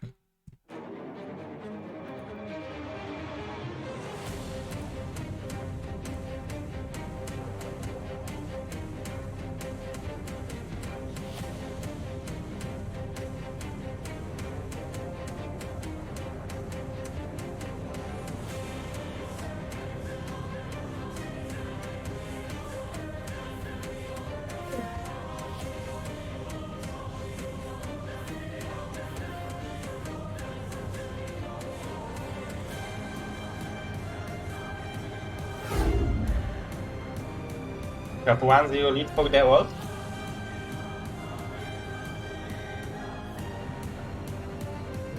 Very nice guys, very good people, Mr. Dewalt and Mr. OctZerg.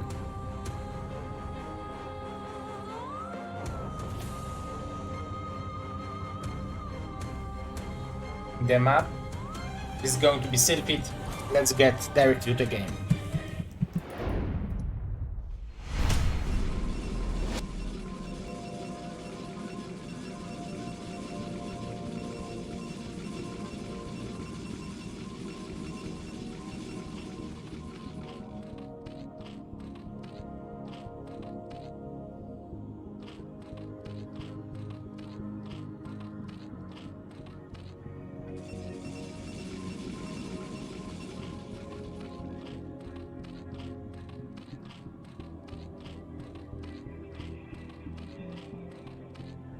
OctZerg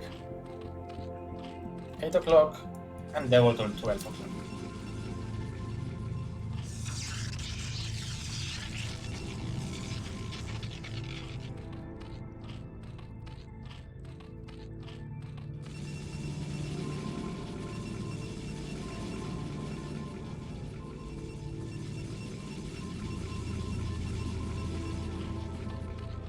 Nine pull again from OctZerg.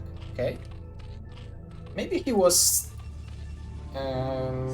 pretty satisfied with how the early game stage went, and he wants to do the similar thing, but with just simply adding some additional corrects. Like if he would have additional 2 links to engage those zealots,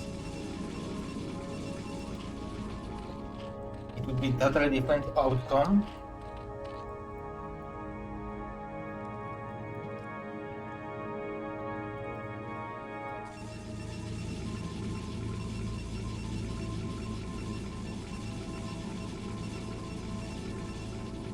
Gateway first. So Gateway first against 9 pool. How does it stand? So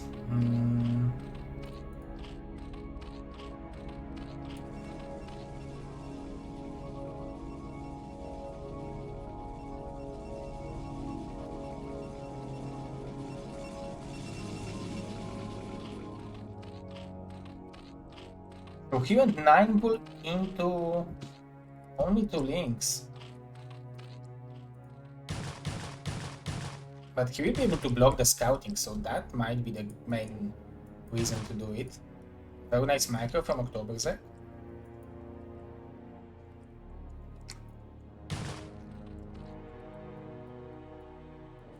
So Dewalt is forced to make 3 zealots before the Nexus even.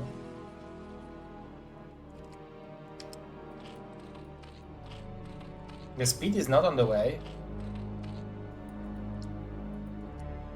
Mr. Troop, that means that this is a double quality cast. And that I needed to double my power in order to survive those two groups in a row.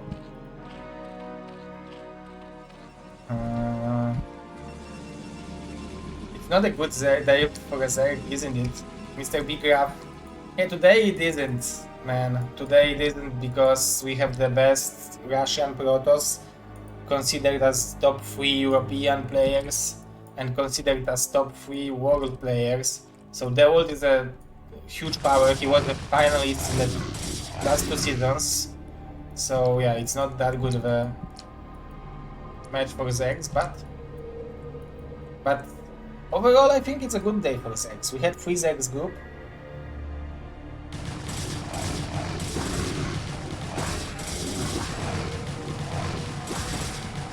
This is very good number of Zerglings. Yeah, straight, very nice micro from October. They're trading all the Zealots and now forcing the cannon, or even before the cybernetic core is always great.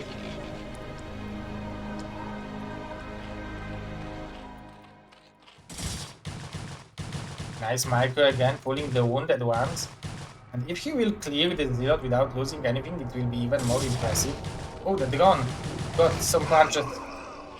The tanky drone.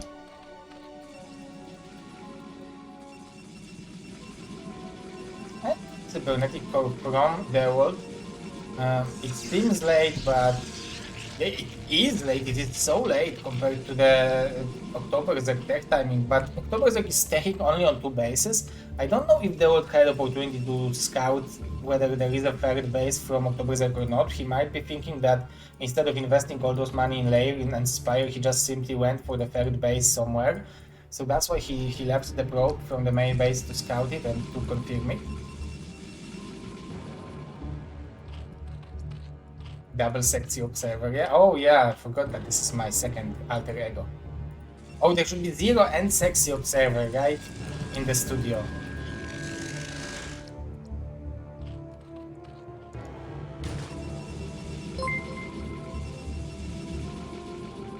Thanks for all you do, ZZZero. Ooh, Rag Monkey! Thank you very much for this donation. This is $10. Almost $10 to increase the goal of we are trying to reach the goal for BSL16, so huge thanks. Even the smallest support is great, so thank you very much, and I appreciate the nice words. I will do my best to keep it up. I'm trying my best. Oh, this probe dealt a lot of damage, but I think with the Mutas OctZerg should be able to defend it, but I don't think he wanted to reveal the Mutas in this situation. He wanted probably to reveal the Mutas at the moment when he was entering the base of Dewalt, right? So now obviously Dewalt will be like, oh my god, I have to react, and emergency cannons. And we can see emergency cannons immediately.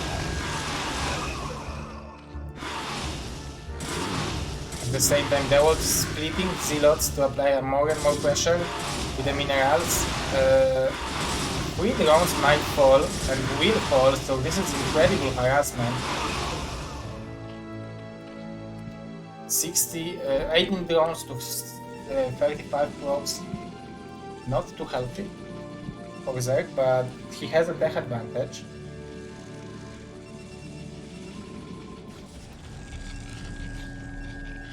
This Zealot is constantly applying more pressure, so now I think OctZerg will be forced to use Mutas defensively and maybe switch the game into the little bit more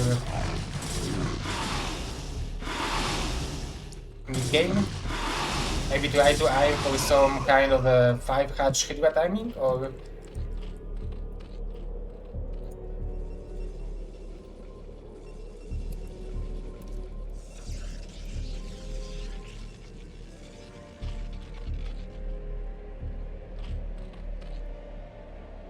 maybe 5-hatch Hydra timing is possible. There is a lot of drones in the main base, definitely. Let's see what Dewalt will choose to go for, because, okay, so +1 weapon into Corsairs, double gateway placed here. This is interesting choice.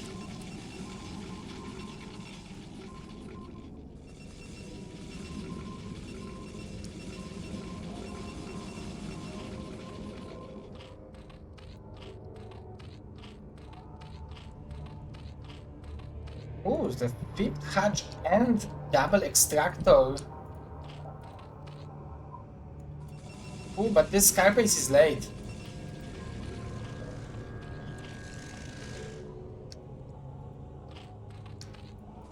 And look how much Zerg can do with such an early Spire timing when he's forcing additional cannons on Protoss. This is only 4 Corsairs actually. So this is pretty dangerous for Dewalt to move out.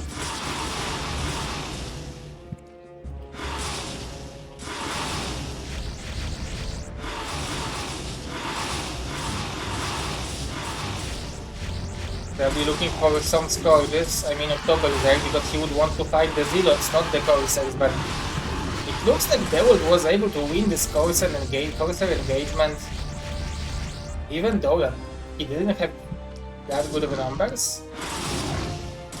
Harassment in the main base. Splitting the Zealots for 3 bases, Dewalt multitasking is great, and killing some Overlords at the rally point, also incredible.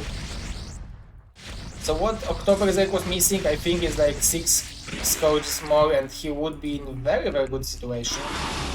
He still is not in the worst situation, I think, but it's not that good, right? He doesn't have a timing anymore. Oh, especially that there will be a second Stargate from Dewalt, so Dewalt knows, okay, your option to win with me is to go mass mutas. Let's prevent it from happening.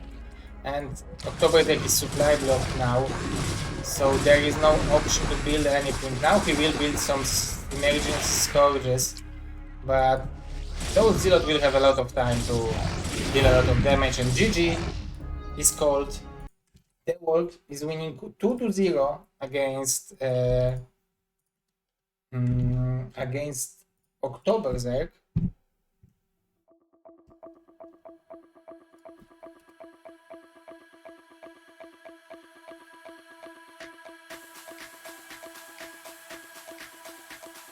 And now it means that we will have Madinio vs OctZerg rematch.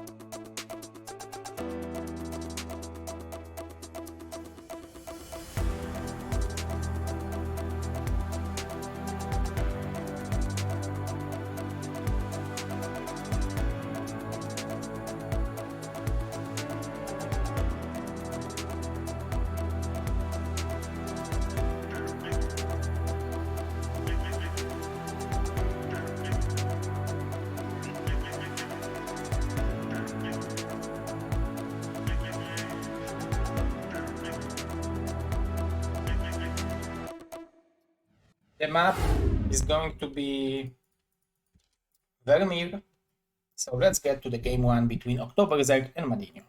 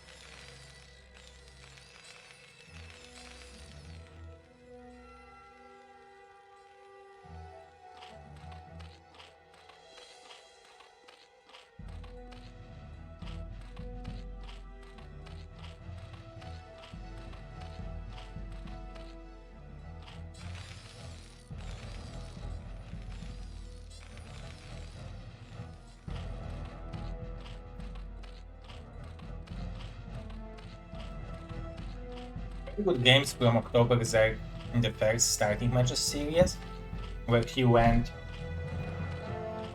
for the very macro style on Overwatch. Here, Madinio will have an option to make a tight wall, so even links can get through this wall. This is a very good feature of this map for Terrans, at least in this position. And Madinio is a player who likes to play Marines and Medic, but he also likes to play Goliaths and tanks, and this is what he preferred to play against OctZerg in the previous series, but then he switched and played Marines and Medic against Zoom. So I'm not sure what to expect from him. Here, definitely it looks like it will be expansion, right? So it will be Supply Depot. Oh no, it will be Command Center into Supply Depot, so he might even allow this drone to get into the base.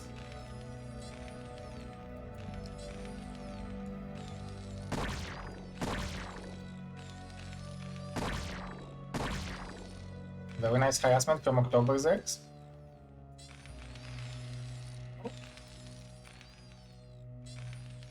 Is this tight? Isn't it like a bit too far to the left? Or maybe it isn't. 3 hatch from OctZerg, so very economical opening, old school I would say. So yeah, we know yeah, there is a gap here. So I'm not blind this fully.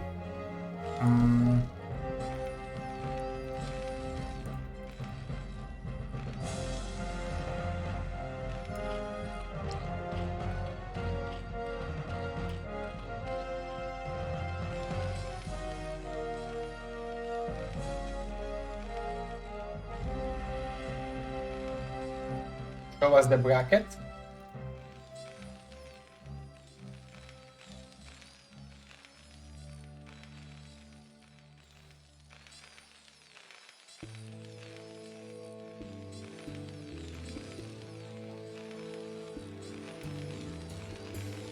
This is how the bracket looks like for now.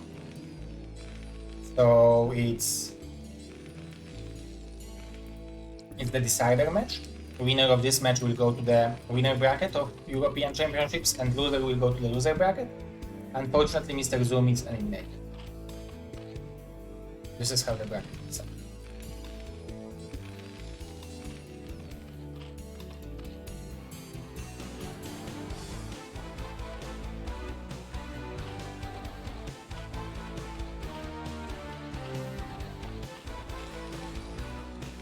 So follow it. So a lot of Marines produced from Madinio, and it's followed up by Free Fact.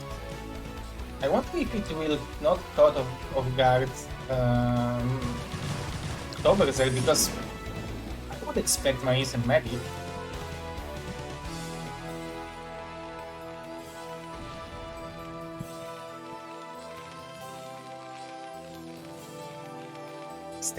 Kosu, who also supported BSL with the donation today, saying that we will make StarCraft immortal soon. Yeah guys, this is the 6th hour of my casting, so this is a lot of casting for solo casting and producing. But my dream for future is to buy myself a desk which will have option to go up, where I will be able to cast BSL while standing, which will be very helpful for my core and for other things. Overall, sitting for 6 hours without option to go to the P sometimes is unhealthy, so that's my plan for future. It would be great to have it, but not in this apartment.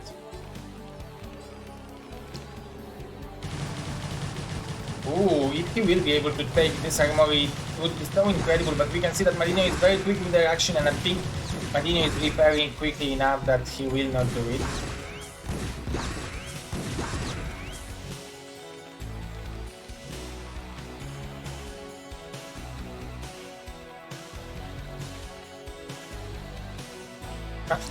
It's going to be Boudreaux with credit card. Boudreaux with credit cards could be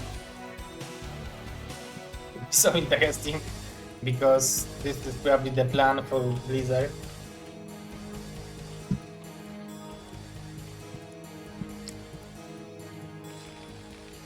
I actually don't know if I'm happy or not, whether Blizzard was bought by Microsoft or not. Probably I'm happy because we know that there would be nothing good from Blizzard anymore. So maybe Microsoft will influence them to do something, which is not only involved with money, but also to sustain the greatness of their classical game.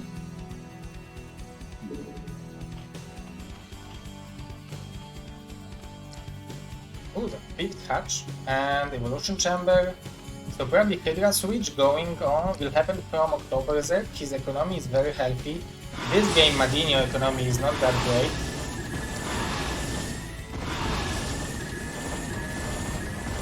That was a scouting Mutas, dealing some damage here and there. It's pretty impressive that OctZerg is playing without Sunken against the Vulture style, right?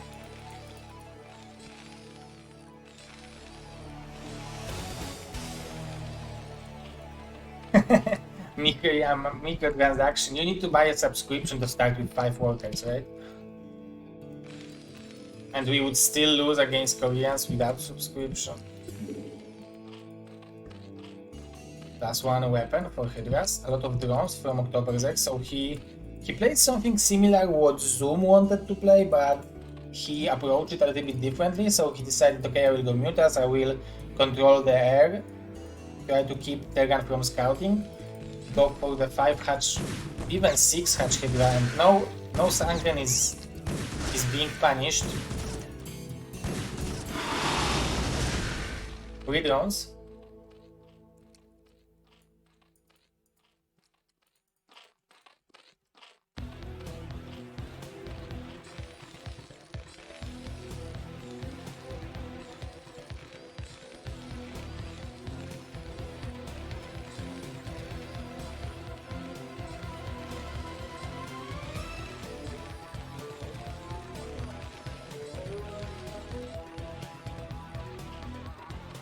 It should be like, I don't know, $10 for the nuke your opponent, or I don't know, 50 energy High Templar Storm. Or Muta with 10 damage. A lot of options. There is a potential in it. I think this upgrade will be definitely a good moment. There is a lot of very a lot, huge amount of drones from OctZerg. Where Madinio is only on 4 packs, but he already has plus 1 weapon. He is going for 2-1-1, so getting better. 4th base from OctZerg. Nice harassment over here.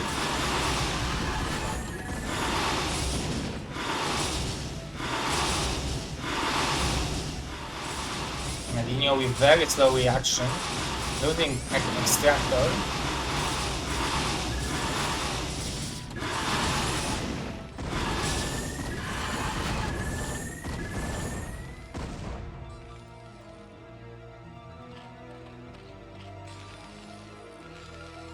At the end, Madinio didn't lose anything significant. He was able to keep the base alive, to keep the gas alive, and he is denying this base from mining, so... yeah, that's a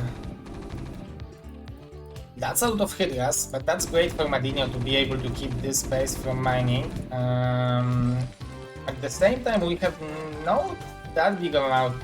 We will have 3 tanks against like 24 Hydras. So if OctZerg would attack now, especially with Mutas, which would target fire the tanks, it would be GG. Oh no, there are...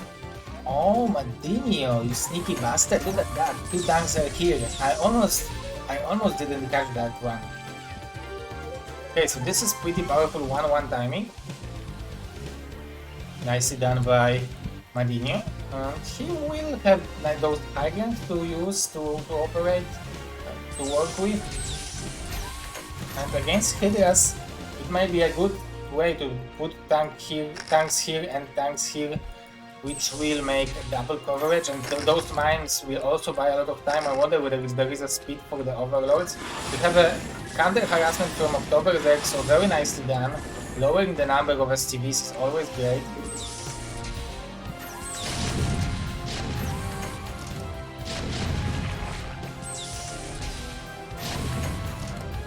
Okay, so there is a speed. There is no speed for the overlords, but there will be. Okay, the +1 is done, but 1-1 is done as well. Okay, so it looks like OctZerg wants to engage now. He's taking a lot of damage, but he will kill the tank with the Mutas.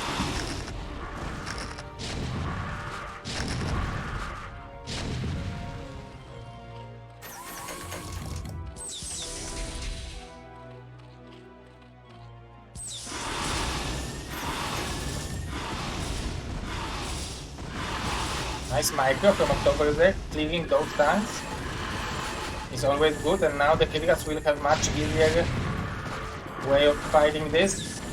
Oh, I would like to see those Mutas maybe try to snipe those tanks in the back. But there is a lot of Mutas, there is a lot of units from OctZerg, definitely much more expensive army. Maybe he could have fight with a different corner, I would say. With different, wow, oh my god. Concave. But the Mutas looks strong. At the same time, Madinio applying some pressure in this base. There are only 2 Hydras.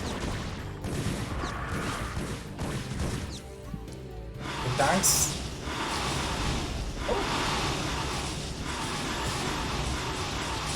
Nicely done by OctZerg, applying some additional pressure with those Mutas. I wouldn't expect that they will be able to do that much.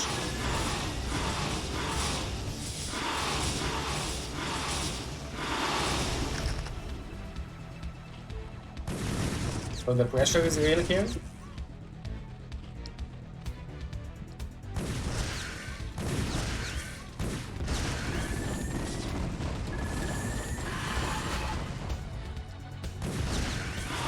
Nice harassment from Madinio.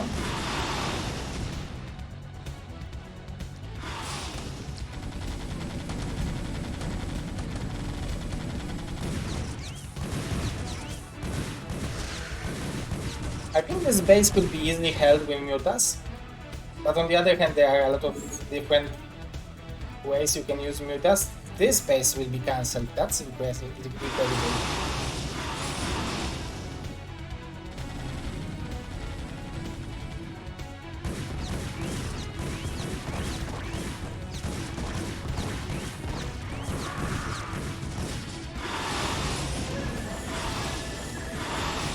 Last one, armor is up for our Zerg.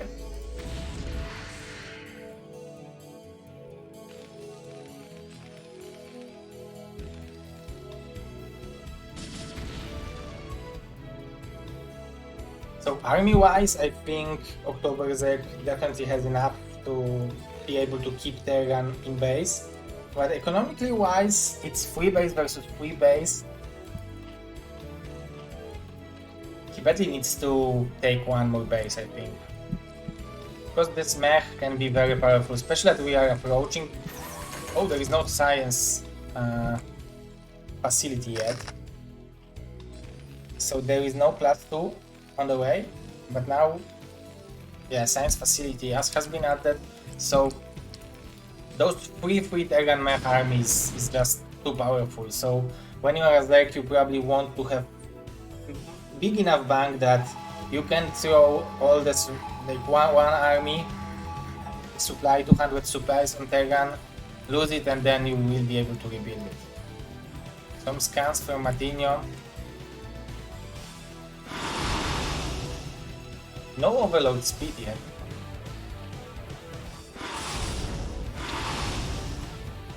Oh, because he's going for Mutas, more Mutas.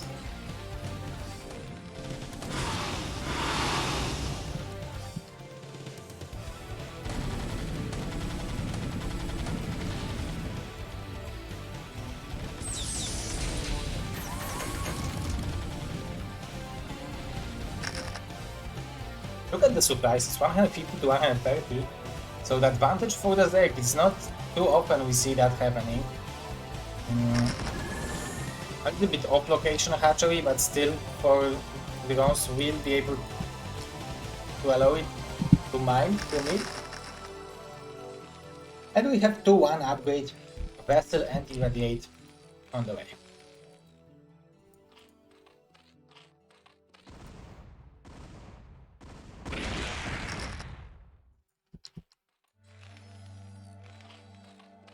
In the game on Overwatch, if you missed it, OctZerg tried to make 24 Guardians.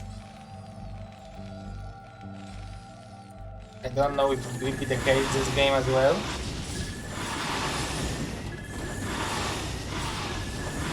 Nice harassment from OctZerg, but the amount of random targets in the base of Madinio is incredible.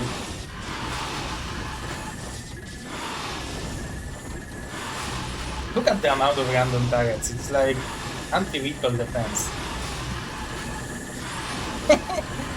He spent so much money on it, but it was so worth it, because he killed like 12 mutas just because of them, and maybe a little bit of help from Goliath.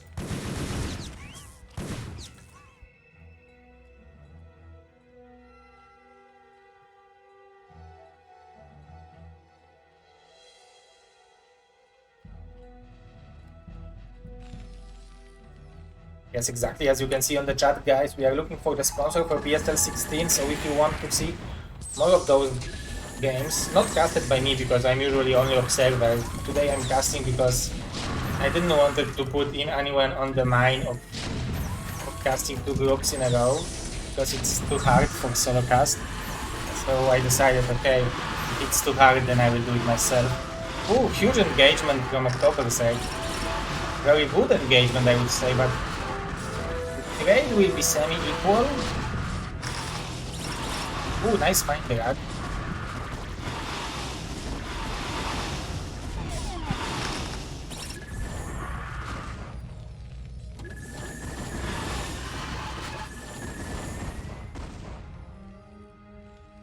And some additional harassment from Madinio.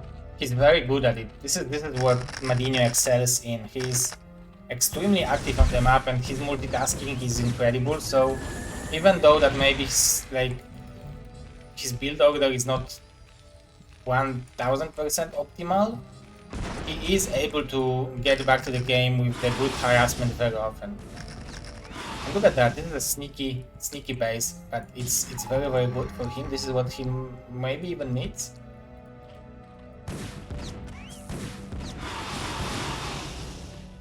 And second armor for mutas. Two upgrades for Hydras already, that's incredible.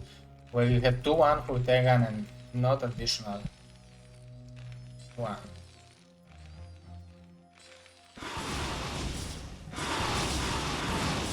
Additional more and more harassment from Madinio, but this base was found, so this is not too good for him.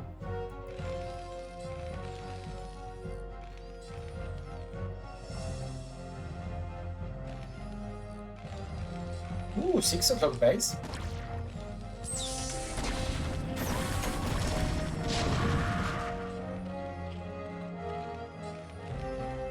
All the mutas going there, but if Madinho will trade this base for this base, I think it will be good enough for him, because he will be able to actually secure the base where he will be able to transfer STVs.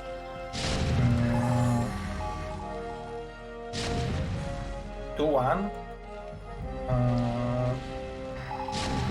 From Madinio. We have a lot of scans going on. He wants to know whether the sandwich is coming.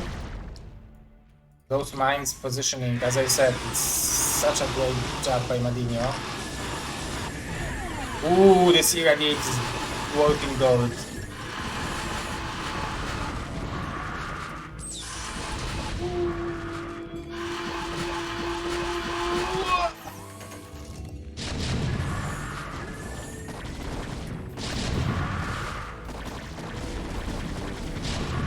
Okay, now time for Hydras. Madinio is taking such a good trade over here.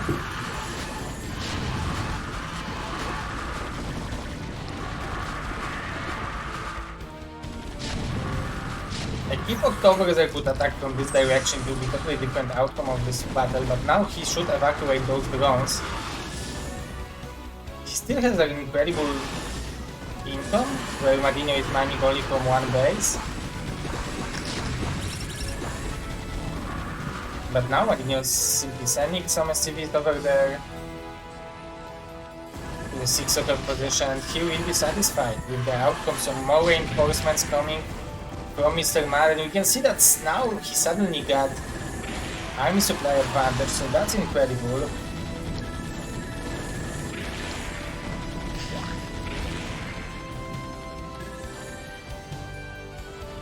"24 drones have been evacuated from this base." So OctZerg mining from 3 very well saturated bases. And that's not very often we can see that Zerg have a workers advantage, right? Madinio with a very nice army, map control.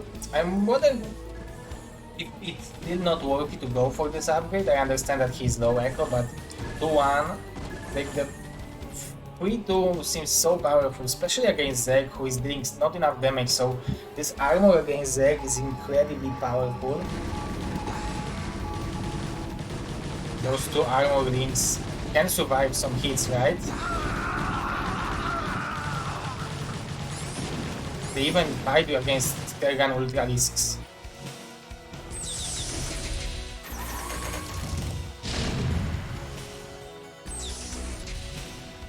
We have more units from OctZerg. This base is very important for him that he will keep it alive.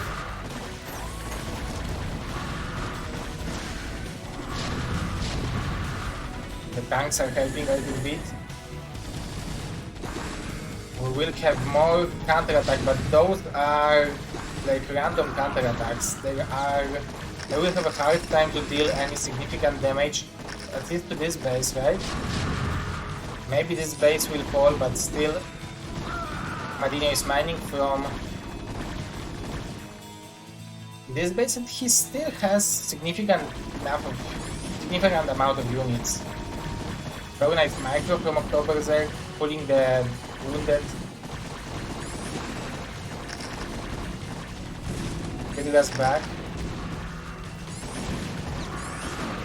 It looks like Madinio with his unique style is able to come back to this game, and OctZerg, it looks like he can find a way to have favorable, to have good engagement against this merc army. Madinio simply have more confidence in his battle skills, right?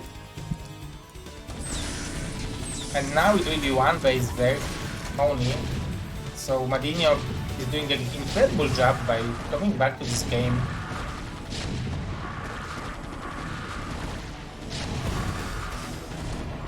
Clearing those tanks is always great, but how will you clear this army? This is the biggest problem, like, because the incoming army from Terran, it would be even maybe possible to outmark it from this base, but how will you deal with this 50 supply advantage? This is the biggest question. Very nice switch to the Mutas, but this way he will be able to deny Madinio from mining from this base for a little bit longer.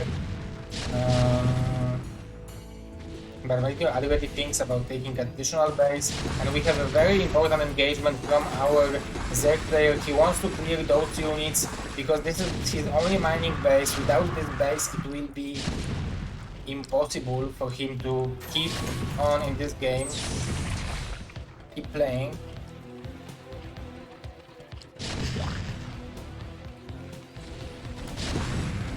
And you can see Madinio very slowly, very methodically is doing it.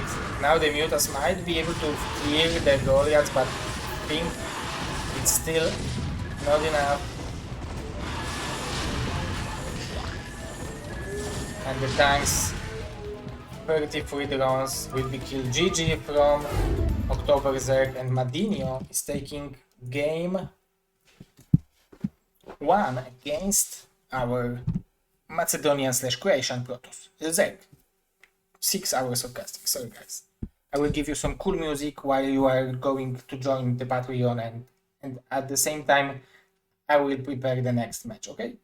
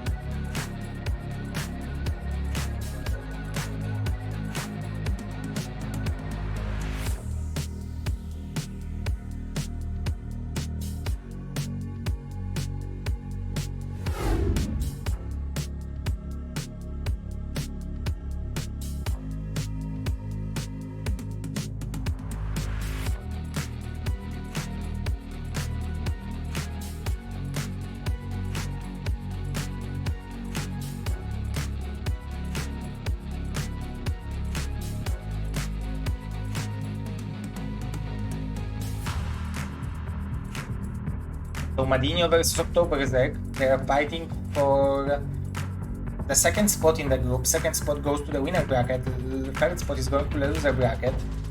The map for the match is going to be Silphid, and we are ready to jump into the game number 2 between Madinio and OctZerg in decider match for Group C of BSL15 European Championships.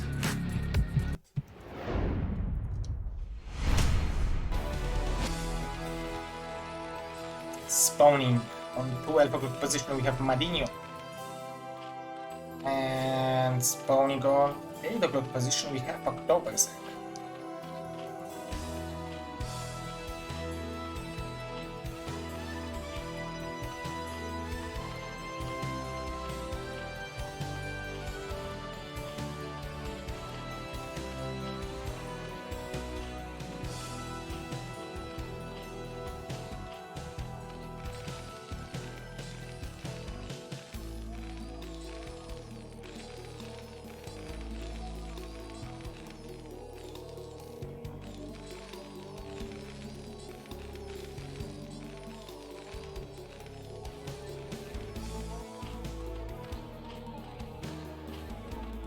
I think last game OctZerg did everything well until the moment where they start fighting, right?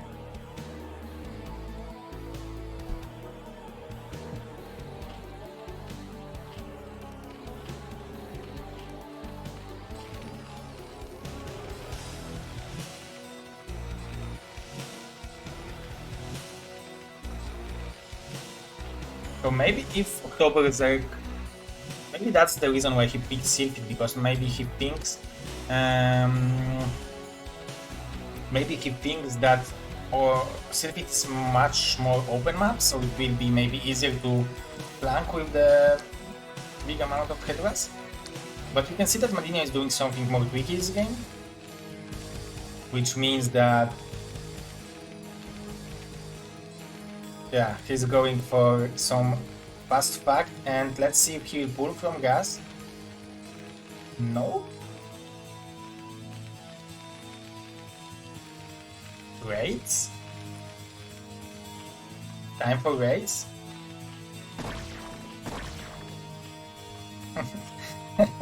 Mr. Corinos, what is this guy dancing in the shop? But also, Mr. Lemel, that one is funny. I like the dance. I like it.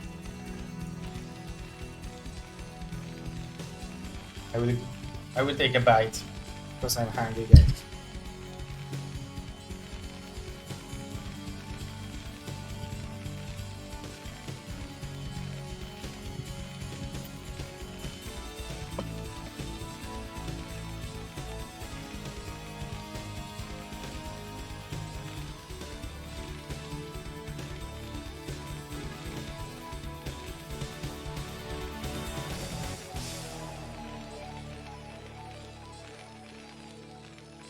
Mr. Big Rap and my shop is working as a drop shipping, so unfortunately I don't have any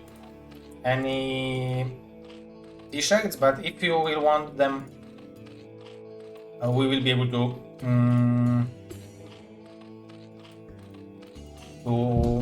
order them with discount when we will meet. Because if you guys don't know, Big Rav is a guy who was a best man on my wedding. He's a Big Rav because he's having 202 centimeters of height, right? So that's why he's a big Rav.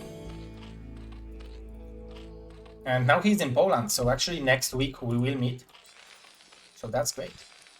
And he's watching the stream, and I really appreciate that, because not many friends are care enough to watch the stream, right? Especially after 6 hours of me casting, so now I'm slowing down because I actually don't want to die tomorrow. There is still few days left.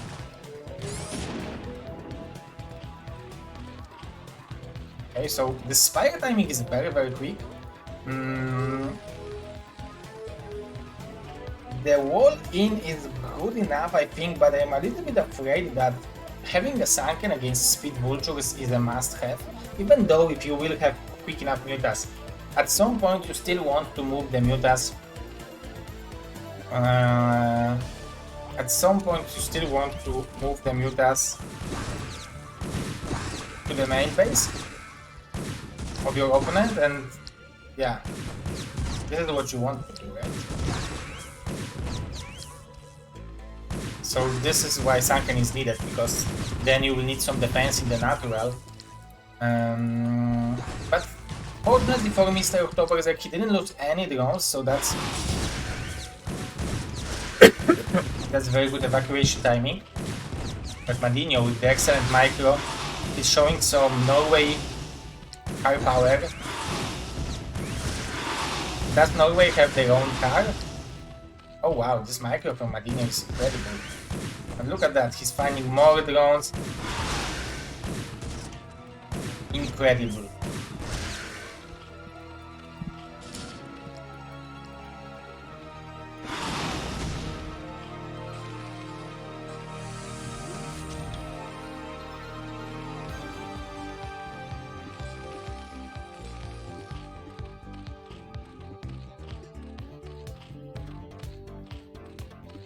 So yeah, lack of sunken is definitely hurts OctZerg, but he has a tech advantage, and he's not that behind, I would say, because he still has free hatch, right? He can reproduce those drones and try to come back to this game. Maybe he will be able to apply some pressure with those mutas to pretend that he has more than he actually has. So it's not the end of the world for him, because Terran also lost a lot of money and to invest into those vultures. But I'm afraid that he will have to have this sunken before he will start and apply some pressure on Madinio.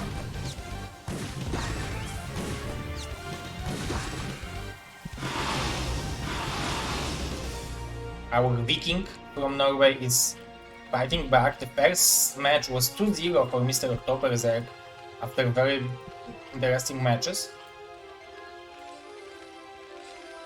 Now we have 1-0 for Mr. Madinio, so he's fighting strong.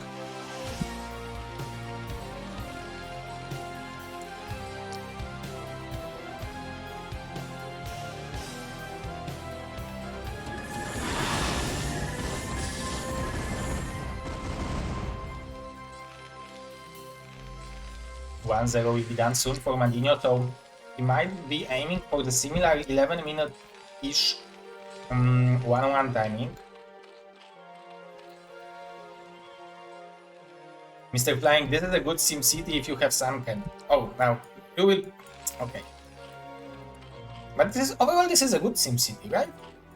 Because you can get through, so this is a good anti-vulture SimCity.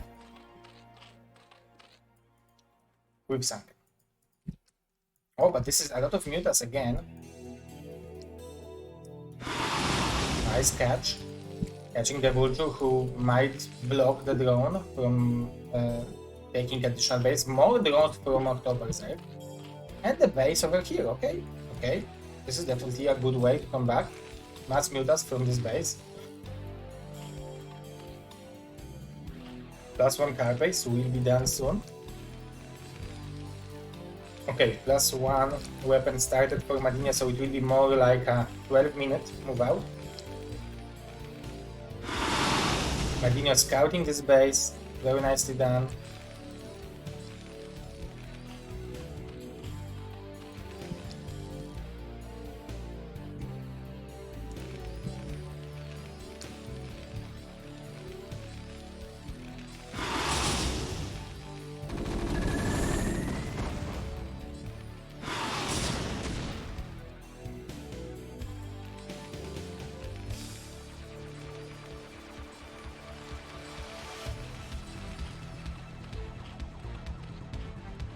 Ooh, so many more mutas. It will be 20. It is 20 mutas right now, 21. So,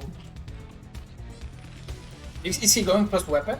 Yes, he's going for weapon. So this will be very, very powerful. Look how tiny the army of Madinio is. It's 9-10 Goliaths against 20 mutas. So, if Madinio will fight before this +1 Carpes will be done, I think he will be in a very good situation. I mean, if OctZerg will attack at this moment, at this stage. But we can see that Madinio is making pure Goliaths now, so 4 tanks, it seems like fine. Like, actually, he doesn't even need those tanks because there are no Hydras, but if they would be, 4 tanks is a good number to crush them.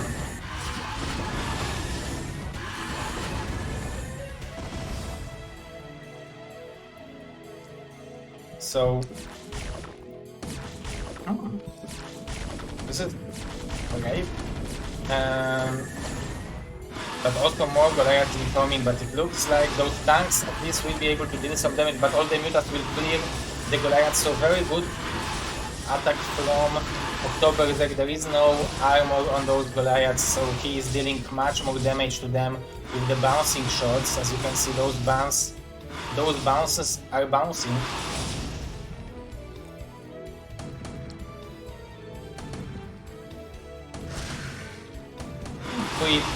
Three tanks is good, but now when we will have vessel on the ground, on the map, it will be totally different story. Look how much targets Madinio is making. Maybe he knows that this is what OctZerg plays.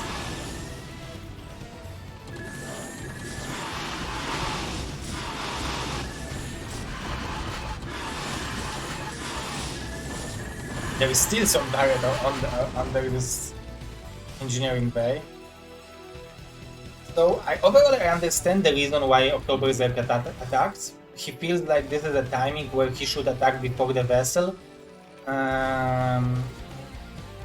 So I understand the reasoning behind it.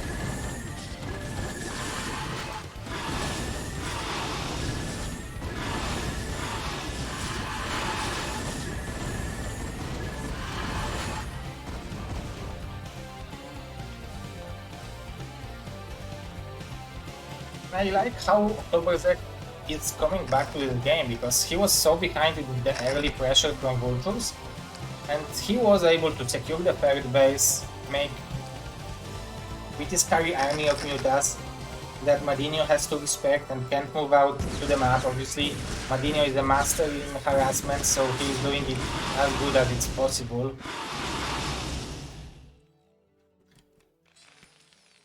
Class 2 weapon is being researched, and additional turrets from Madinio. So he prefers to make turrets than additional factory. Additional harassment again and again. Madinio is a master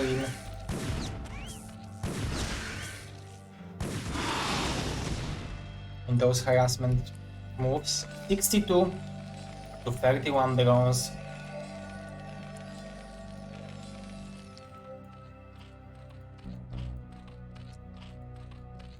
Guys, remember tomorrow we have a group between excuse me, Bonnie, Bishu, yeah, Bishu, Bonnie, Lancer X, and SPX.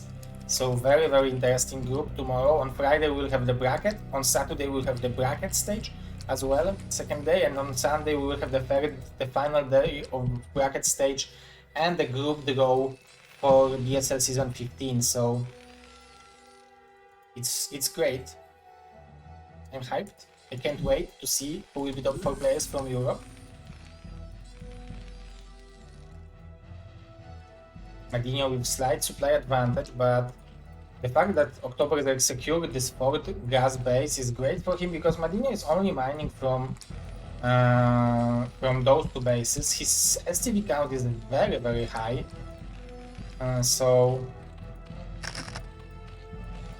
I think that OctZerg right now is gaining with every second. However, I'm not sure how much I like ultimate mass mutas against like Terran, who already has what he wants, which is vessels plus Goliaths with good upgrades. But maybe it can work. Definitely I like the fact that he is building additional upgrades. They are helping a lot.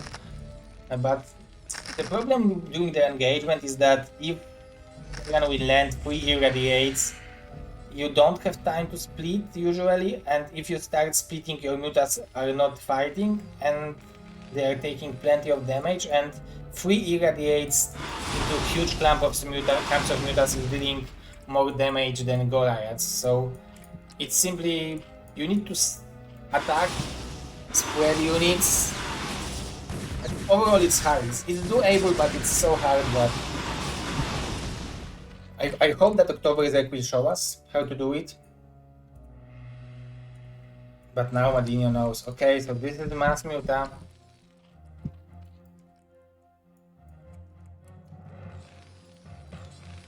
Two against 1-1. So 2-2.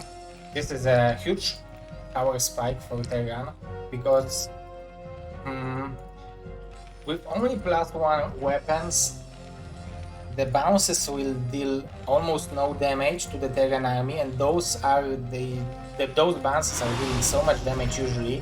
So, but at least +2 Carpace will keep those mutas alive for a long time. However, Irradiate don't care about Carpace. They simply eat Mutalisks alive. And now the Hydra switch would be actually good. He is doing it, but I don't know if that's not too late. We will have 1 Hydras, right? Okay, we have irradiated muta. And look how much damage those mutas took from this one. Excuse me, double irradiate. Very nice split. Oh, okay.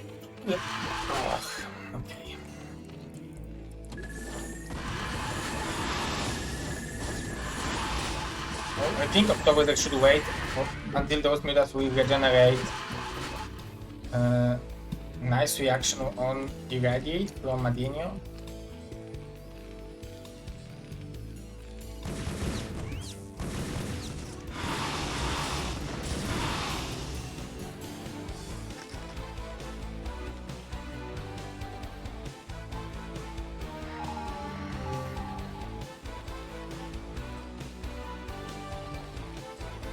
Madinio with nice scan, being aware what's coming.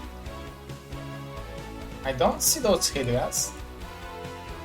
I can see only mass mutas, and actually maybe it's possible just to sacrifice this base for OctZerg. Sacrifice this base, take this maybe and this base and go for the counter attack with the mutas. This base will be mined out in a second, so if he will deny additional bases, maybe he will be good to go.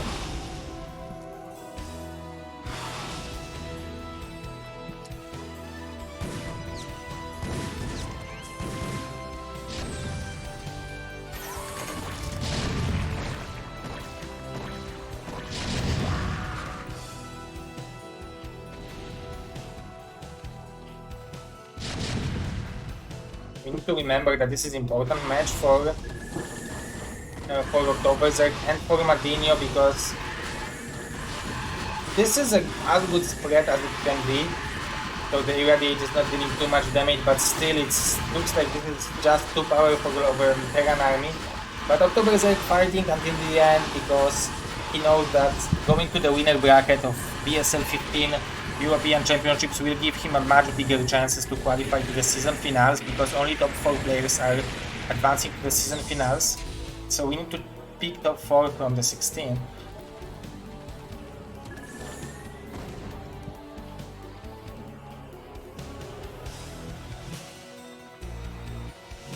An additional base from Madinio, already standing some SCVs there. This seems like a very powerful army of Terran. So, style of OctZerg, of mass mutants, but I think going for Hive or for Lurkers or Hydras a little bit earlier might be a good idea. Maybe even a Hydra drop if he wants to follow it up with the mutas. They could help.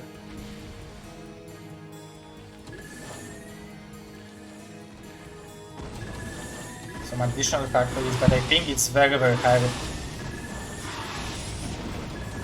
Those mutas are dealing really big amount of damage. There will be 2 soon, so those are powerful mutalisks.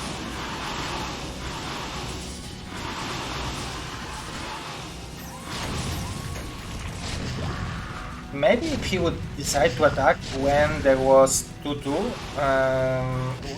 when there would be 2-2 on the base, maybe? Okay, I don't know what I'm speaking, guys, sorry, it's 6 hours.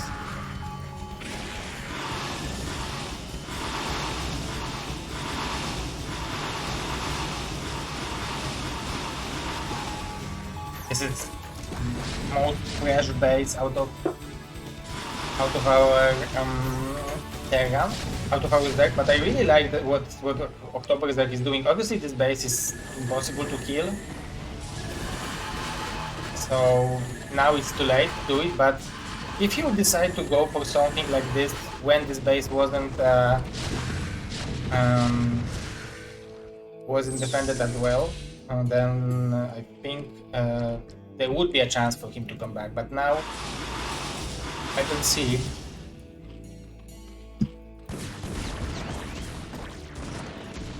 Very good game still, and I think OctZerg definitely, if he will play against Madinio,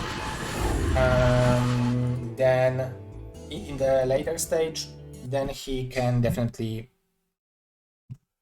feel himself like he can win against Madinio. He can do it. So let's look at the bracket. We have Madinio moving out as a second in this group. So that's pretty interesting. Anyone want to see the bracket? How it will look like?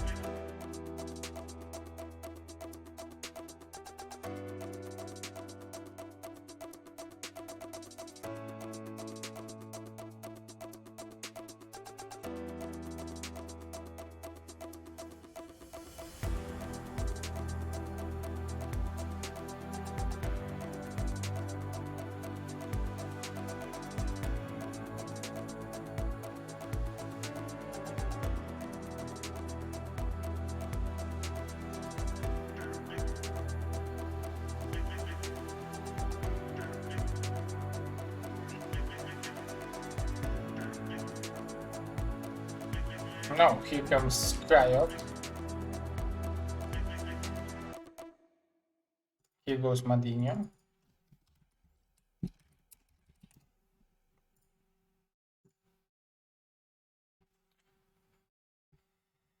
And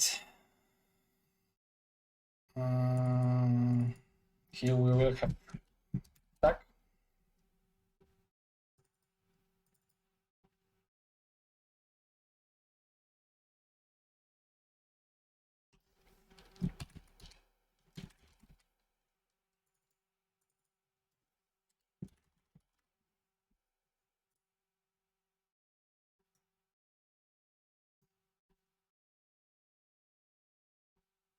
This is how it looks like, guys. This is how it will look like. So definitely cool. Okay, guys, let's go. And thanks to our fantastic sponsors and BSL supporters and Patreons. Huge thanks to Optimum for supporting BSL. This is our only sponsor for this season. We don't have a sponsor for next season, so definitely please think about becoming a sponsor. You can also become a sponsor by yourself by supporting BSL Bar with $2, $5, $7 a month. It's not enough that you don't need to support with a huge amount, like Mr. Starlover, who is supporting with $100 a month, or Mr. BSL Bombastic Colonels, Mr. Anthony Chen, aka My Fleeting Dream, Mr. Martoni Harshmar, aka Virrev, Mr. Striker, Mr. Zero Sam, or Major Plus guys with $30 a month, Mr. Robert Good, Mr. Pizardo86, Mr. Kos, and Mr. Tupocalypse, and our bombastic majors, Mr. Nicholas Schuler, Mr. Christian Eddington, Mr. LML, Mr. Lingabump, Mr. Niantic, and Mr. Quark. Huge thanks, guys, for the support. I'm really appreciating you being here. We will be back with more action of BSL soon. So we will be back tomorrow. It's going to be in 18 hours, if I'm counting correctly. So in 18 hours, we will have Group D, which is Bonnie, Bishu, Lancer X, and SPX. So very good players. Thank you very much, guys, for watching. Huge thanks for all the supports, for all the support you sent today, and for the fact that you've been watching. I hope that you're gonna be there till the end of this season, and that we will have many more seasons. But for today, this is it for me. It was a pleasure. I really liked the cast. I really liked the games. Maybe if I will cast a little bit longer, I will be better with English, so it would be better for everyone. But for now, I would like to thank you all, guys. Let your friends know that BSL is back. We will be back tomorrow, on Friday, on Saturday, and on Sunday. And then from that moment, every weekend, we will have BSL until the end of July. So a lot of BSL. It's only BSL15, so yeah. I'm positive about this season. I'm hyped. I can't wait. Thank you, guys, for doing it, for being here. Congratulations to our players. Thanks to the players who got eliminated, but they still proved themselves very, very strong. So this is Zero, and yeah, and this is Zero as well. So thank you, guys, for watching, and we see each other tomorrow. Bye bye.